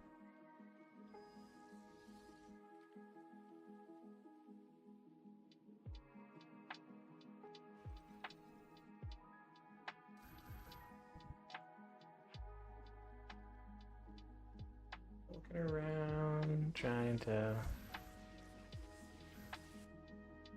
Was it base trade my new base? He can, that's fine. I'll just come over here then. Oh, he ran away.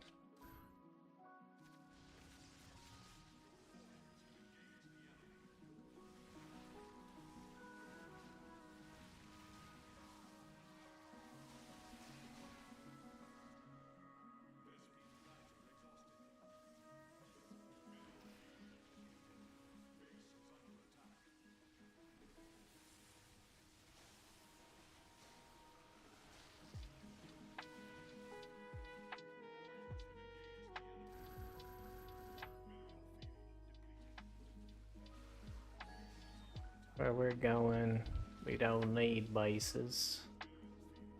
Oh, that's where that guy is. Let's remake this.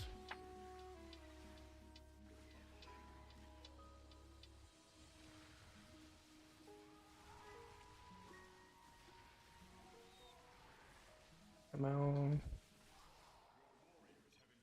Good game. Because where we're going is the windscreen, guys. Oh shit, we did fall into Masters 3 MMR. Gotta head off for a bit. Good luck with the rest of the stream. Alright, good games. Alright, one more game. One more game.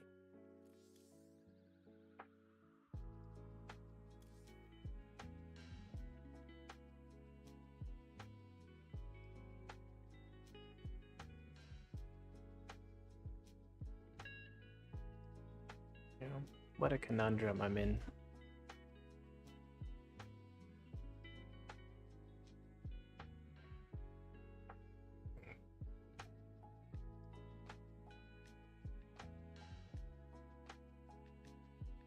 It's like build orders only get you so far. That farness is Masters 3. Just barely into Masters 3.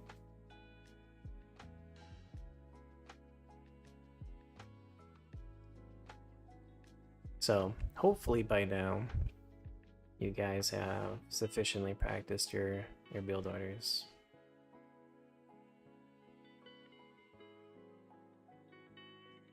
I think probably the best way to give everybody like the most accurate gameplay would probably be to like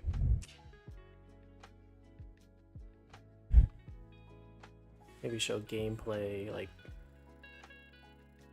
you know, like actually like have somebody who is Platinum 3 legitimately and then coach them and then watch them go as far as they can and then give them the next piece of advice. And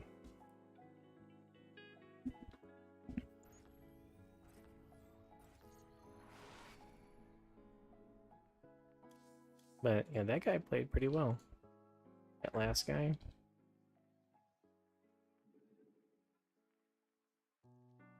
But he kind of fell apart towards the end. Like, one of the most powerful ways of playing late game is where you just keep trying to do damage, but not try too hard. You just keep trying to do damage until it gets done. Yeah, like I sent some zealot, kept sending zealots here and there. You know, I had the War Prism right waiting. Try to like hit in 2 places at once. Notice that his outside bases weren't covered by spore crawlers, so we sent a couple DTs in there to finish off those hatcheries, and you know, then everything started to fall apart for him. But up until that point, where like he played pretty solid, like he defended the zealots really well.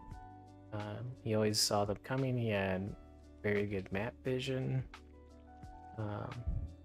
So we don't really need to see anything else. You know, we see everything we need to see here.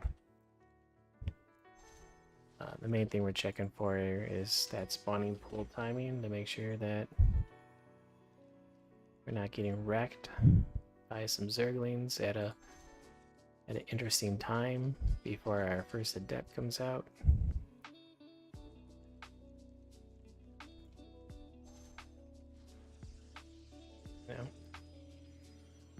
Like you can choose to try and like block or scout the third base, which is generally pretty good. There are some two base all-ins that can happen even with like this kind of timing, or if you don't scout this, you know, like right now he could be saving larva, right? And then just like, you know, dropping a fast roachborn, just popping out lings and roaches, and then instead of taking this base and then just like waltzing to this side of the map and just like overrun us. Um, it's an extremely rare and uncommon build. And the main reason why it's so rare and uncommon is because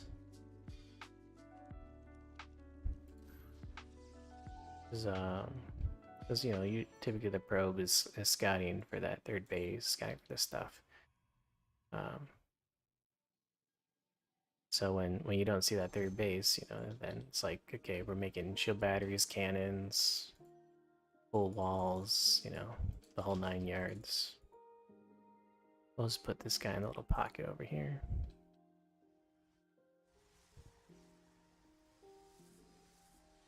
And then obviously you want to get the immortal before the observer in that situation, this situation.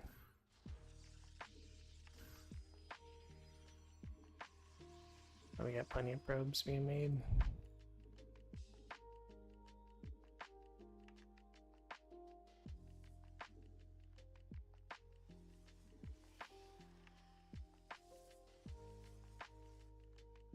And like I said, one thing to keep in mind is like if your 2 base all in is pretty solid, you know, for them to defend it, if it's a good 2 base all in, they need to in some way. Looks like our gas timings were better this time around.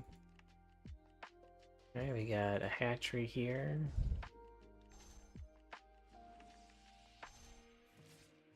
Oh no, that's not what I. Oh, we survived. I thought, yeah, I was gonna cry. Not really, but felt like it. Our sentry is good. We got how many drones over here? Not too many. 1, 2, 3, 4, 5, 6, 7, 8. So you can see like these guys are getting a lot better at sniffing out the 2 base all in.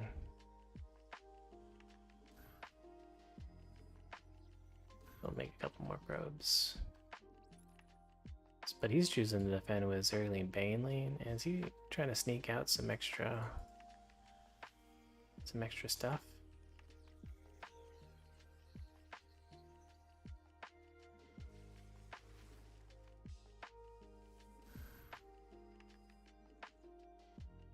Like when I see Zergling Baneling, I'm like, alright, I accept the challenge.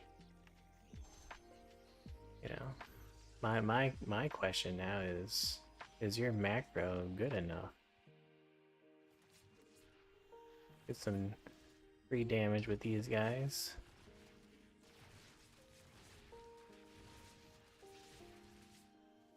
Good focus fire on the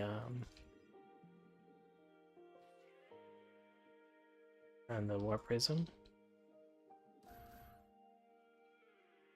So what we're doing with the War Prism micro is just trying to get some free kills.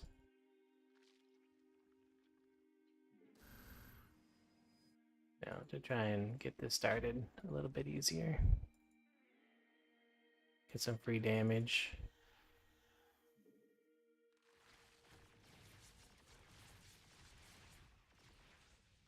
Everything that goes down, every little bit of damage you do.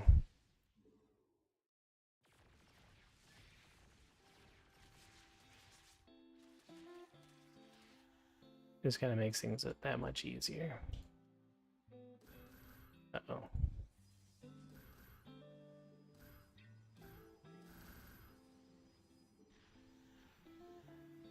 Maybe it messes him up a little bit.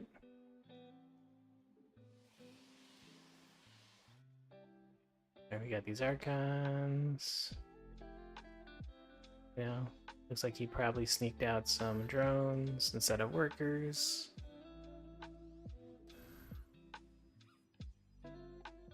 Alright, so we'll come in here.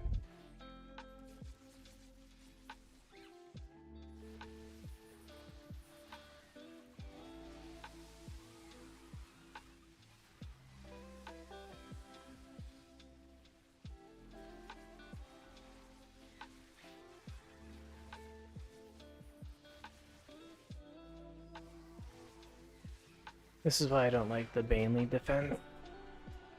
Do the 2 base all in. Because like I think Baneling's only really hold adepts. Man, I wasn't even paying attention. I didn't even think I lost that much MMR.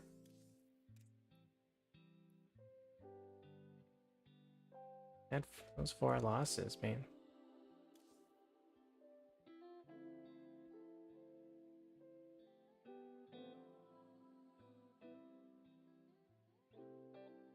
Looks like maybe I'm gonna have to start doing more Prism Micro, Storm, Barriers.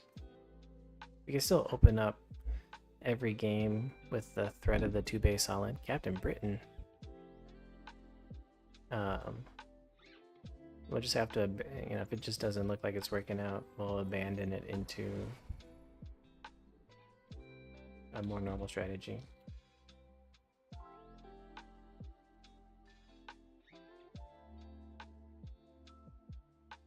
Probably like one of the harder things to refine with transitions is not overproducing tech. Not yet, not yet. So on a lot of maps, if you make this pylon and immediately click this mineral patch, you can mine 1 mineral, get to this nexus and back, and drop your gateway at roughly the right time. Did I say good luck, have fun? Did I say YouTube? What was it? What is it, like F10? What is, let me take a look here. Chat diet, or is it this one? Nope. Is it message log? I said, okay, I said thank you too. I'm gonna be caught bad mannering. So we'll make a Reddit post. Alright, this will be the last game though. This guy was like, what, 4 point something, 4.8k. Shouldn't be too scary.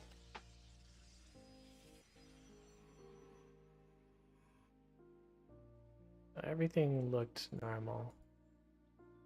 Mr. Britann.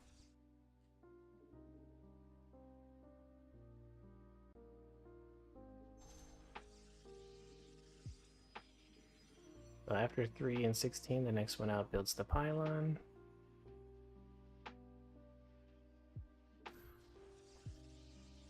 The optimal pylon position is one where you can put your tech in, I think, like 3 or 4 buildings, 3 or 4 gateways.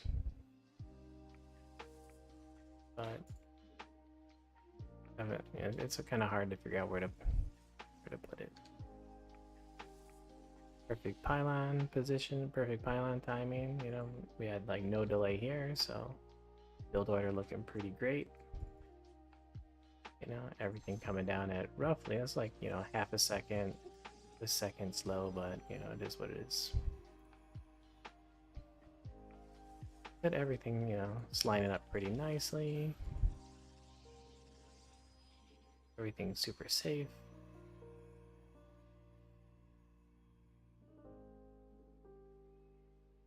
Not ask for a better build.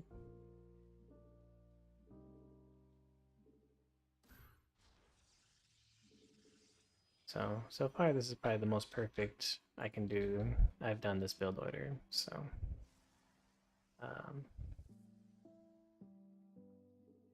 throw this up here.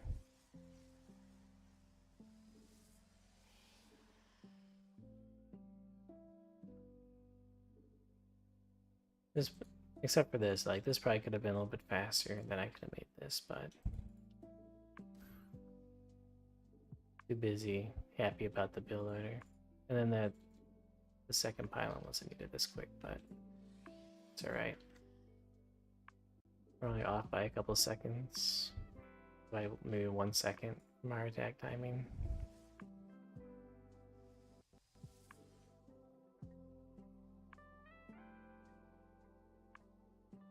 This.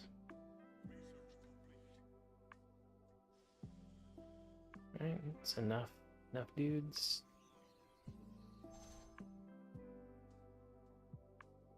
Alright, no lair yet.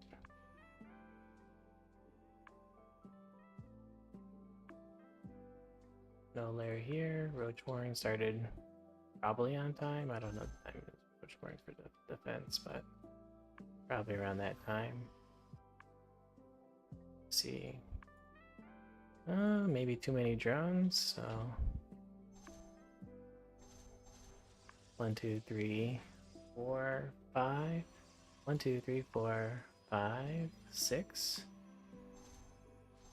7, 8. So this guy could just be really confident in his defense, his ability to defend.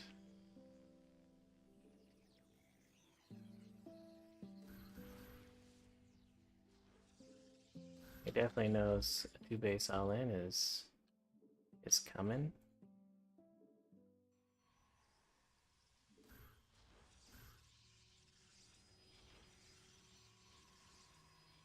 I feel like I heard the rumblings of a Nidus, but there's no chance.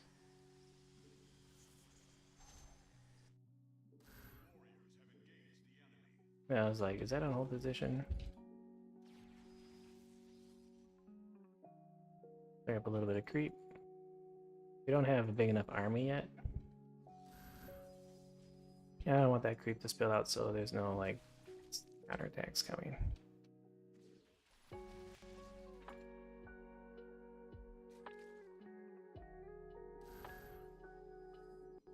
I've been a couple more dudes. Bring this a little bit closer.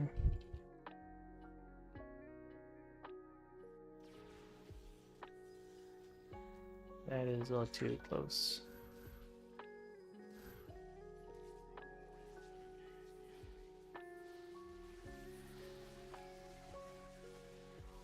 Ooh, he might have gotten us. No. Alright, this guy. Oh man, he got us. Good game. How many workers? I only made too many workers. That was a fine amount. We kind of messed up the engagement a little bit. Alright, one more.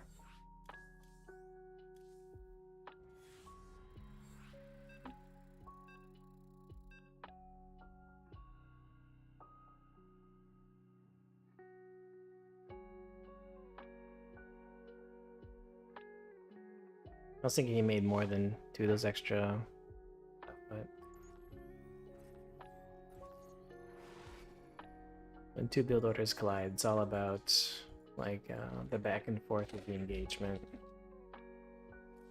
And we kind of dove in a little bit too quickly. What was this? MMR? Oh well. Because a lot of these fights, you know, they'll look like, oh man, that looks completely unwinnable.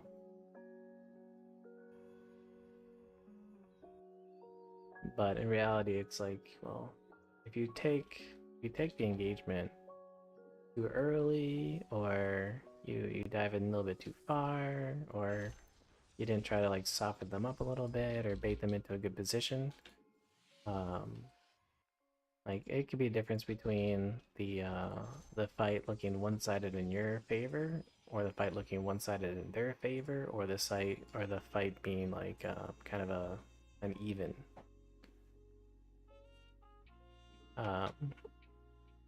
So, and that's just because of like how StarCraft units just do so much DPS and die so quickly and do so much damage. that, you know, it can really feel one-sided when it really, you know, it really wasn't. It's like, oh yeah, you engage a little, could have engaged that one better, and now that's what happened to us that last game. We probably could have, we definitely could have engaged that one a little better.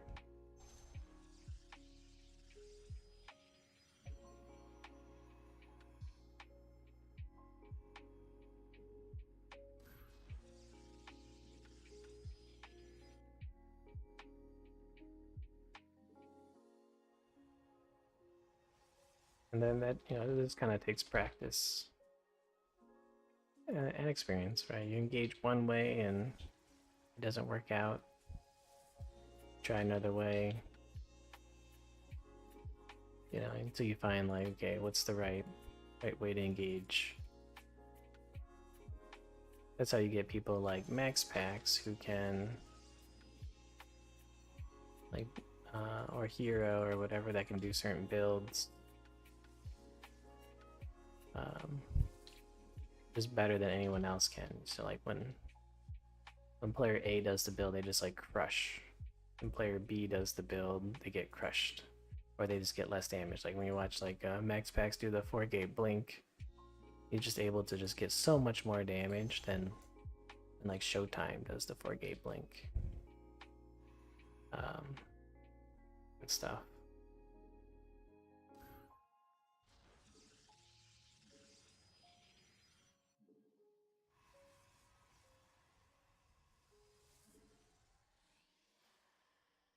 It just comes down to that experience, like knowing when, how to maximize the engagement. And that's like the true ladder grind. Once your build order is kind of as perfect as possible, and it's just like, okay, well, how do you use the units that you've been given, or how do you use the units that you've made? Doesn't look like a Baneling bust, so we can probably go and attack this person. It's Overlord. It's enough.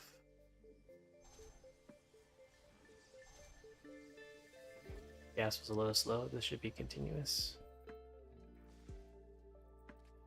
You can start seeing like how a lot of the Zergs now are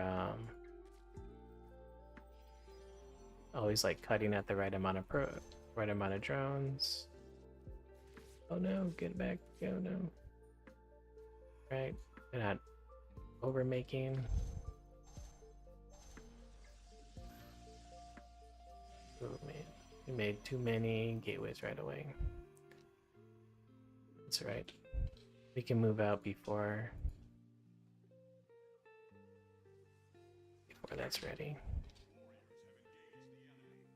Oh, we're gonna keep that observer alive so we can clear creep. 1, 2, 3.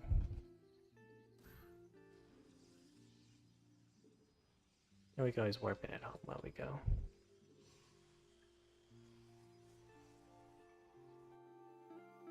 We see there's nothing on the top of the ramp over here, so that's good.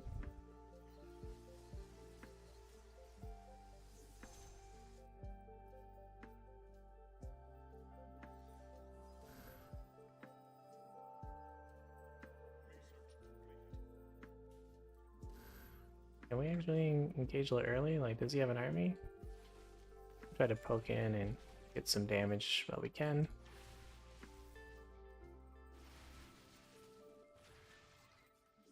A little footsie here.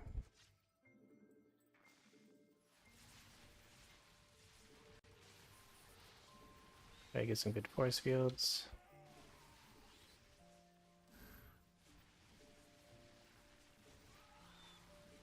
Oh, it looks like he did make, or she, or they made too many drones. I was just complimenting these guys on not making too many drones, and here this guy making too many drones.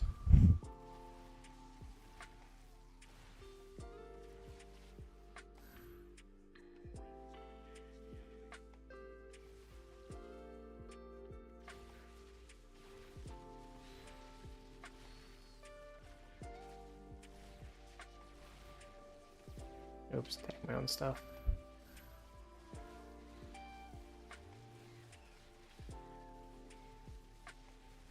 Focus firing the Immortals, which is good. Ooh, you got one. Alright, well, we'll make another one. Alright, get our army together. Oh no, get back, get back, get back.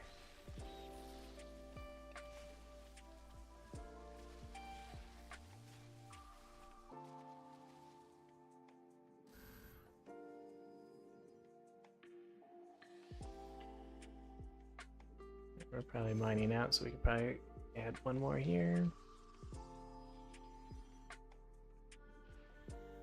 Get that second Immortal. Another Archon.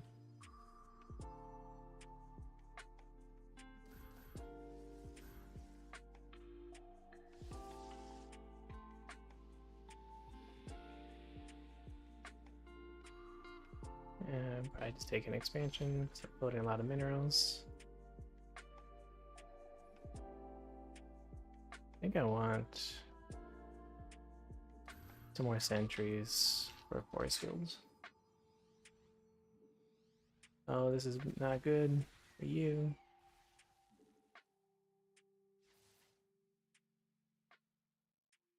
Oh, come on. We're trying to bait him into the force fields.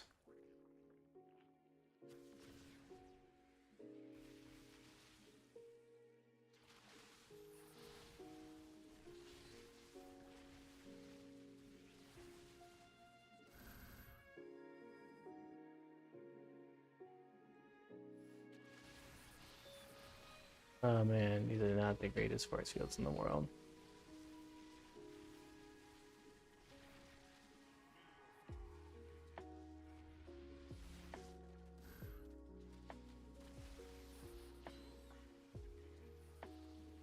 These are much better force fields.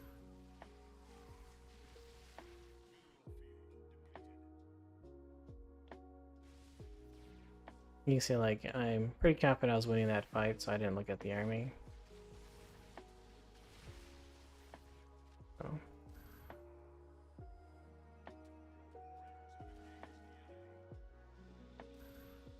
Warping more Archons, you know.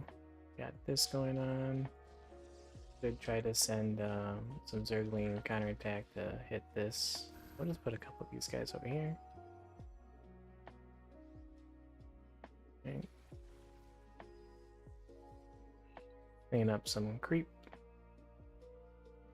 That's not great. Oh man, if I had more energy.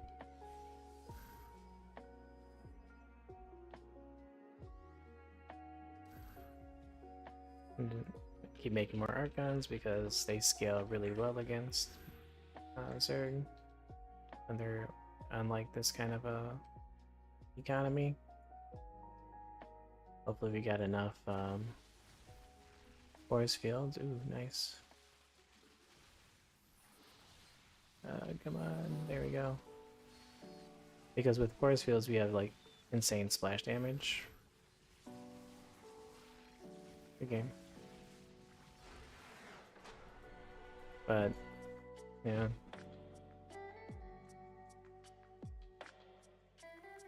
You can see like, oh, not too bad. 4.2. It's hoping to be better. You can see like, you're trying to like, I was trying to make it work. It's like I'm trying to bait him to come forward enough that I can put force fields behind him, so that way I can smash my zealots into his face. You know, our force fields weren't the greatest. You know, every time we try to throw them down, we'd barely catch a couple things. But ideally, like, that's kind of the stuff you're looking for. And I thought this guy's build order was good, but it looks like he just kind of overmade drones. You know, you can see the difference between, like, at 730, the army value of Nerissa is 2160, and we look at like the other Zerg at, you know, at 6 minutes, the other Zerg had a 4,000 mineral or 4,000 resource army value, right? um, like this Zerg at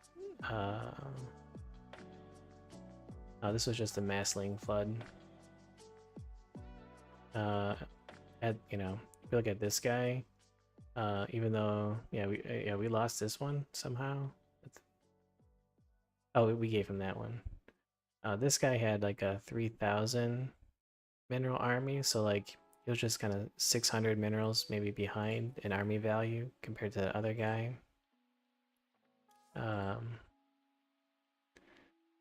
So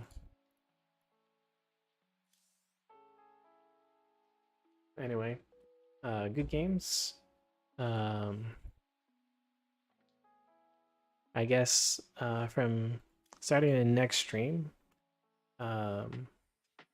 guess we'll just stop being a little bit more casual. It will definitely increase our what we have to be doing to win. We'll be incorporating more prism drops, more prism micro, more tech variety. But hey, we made the Masters 2. So from Masters 2 to Masters 1, at least now we're able to, like, technically Masters 2. Like, this is still Masters 3 MMR, but this thing says Masters 2, so that'll be our excuse for trying harder to win. Otherwise, we'll be stuck at Masters 2 forever. Alright. You guys have a great night. See you next time. Next time we'll get halfway into Masters 2, and then the stream after that, hopefully get into Masters 1.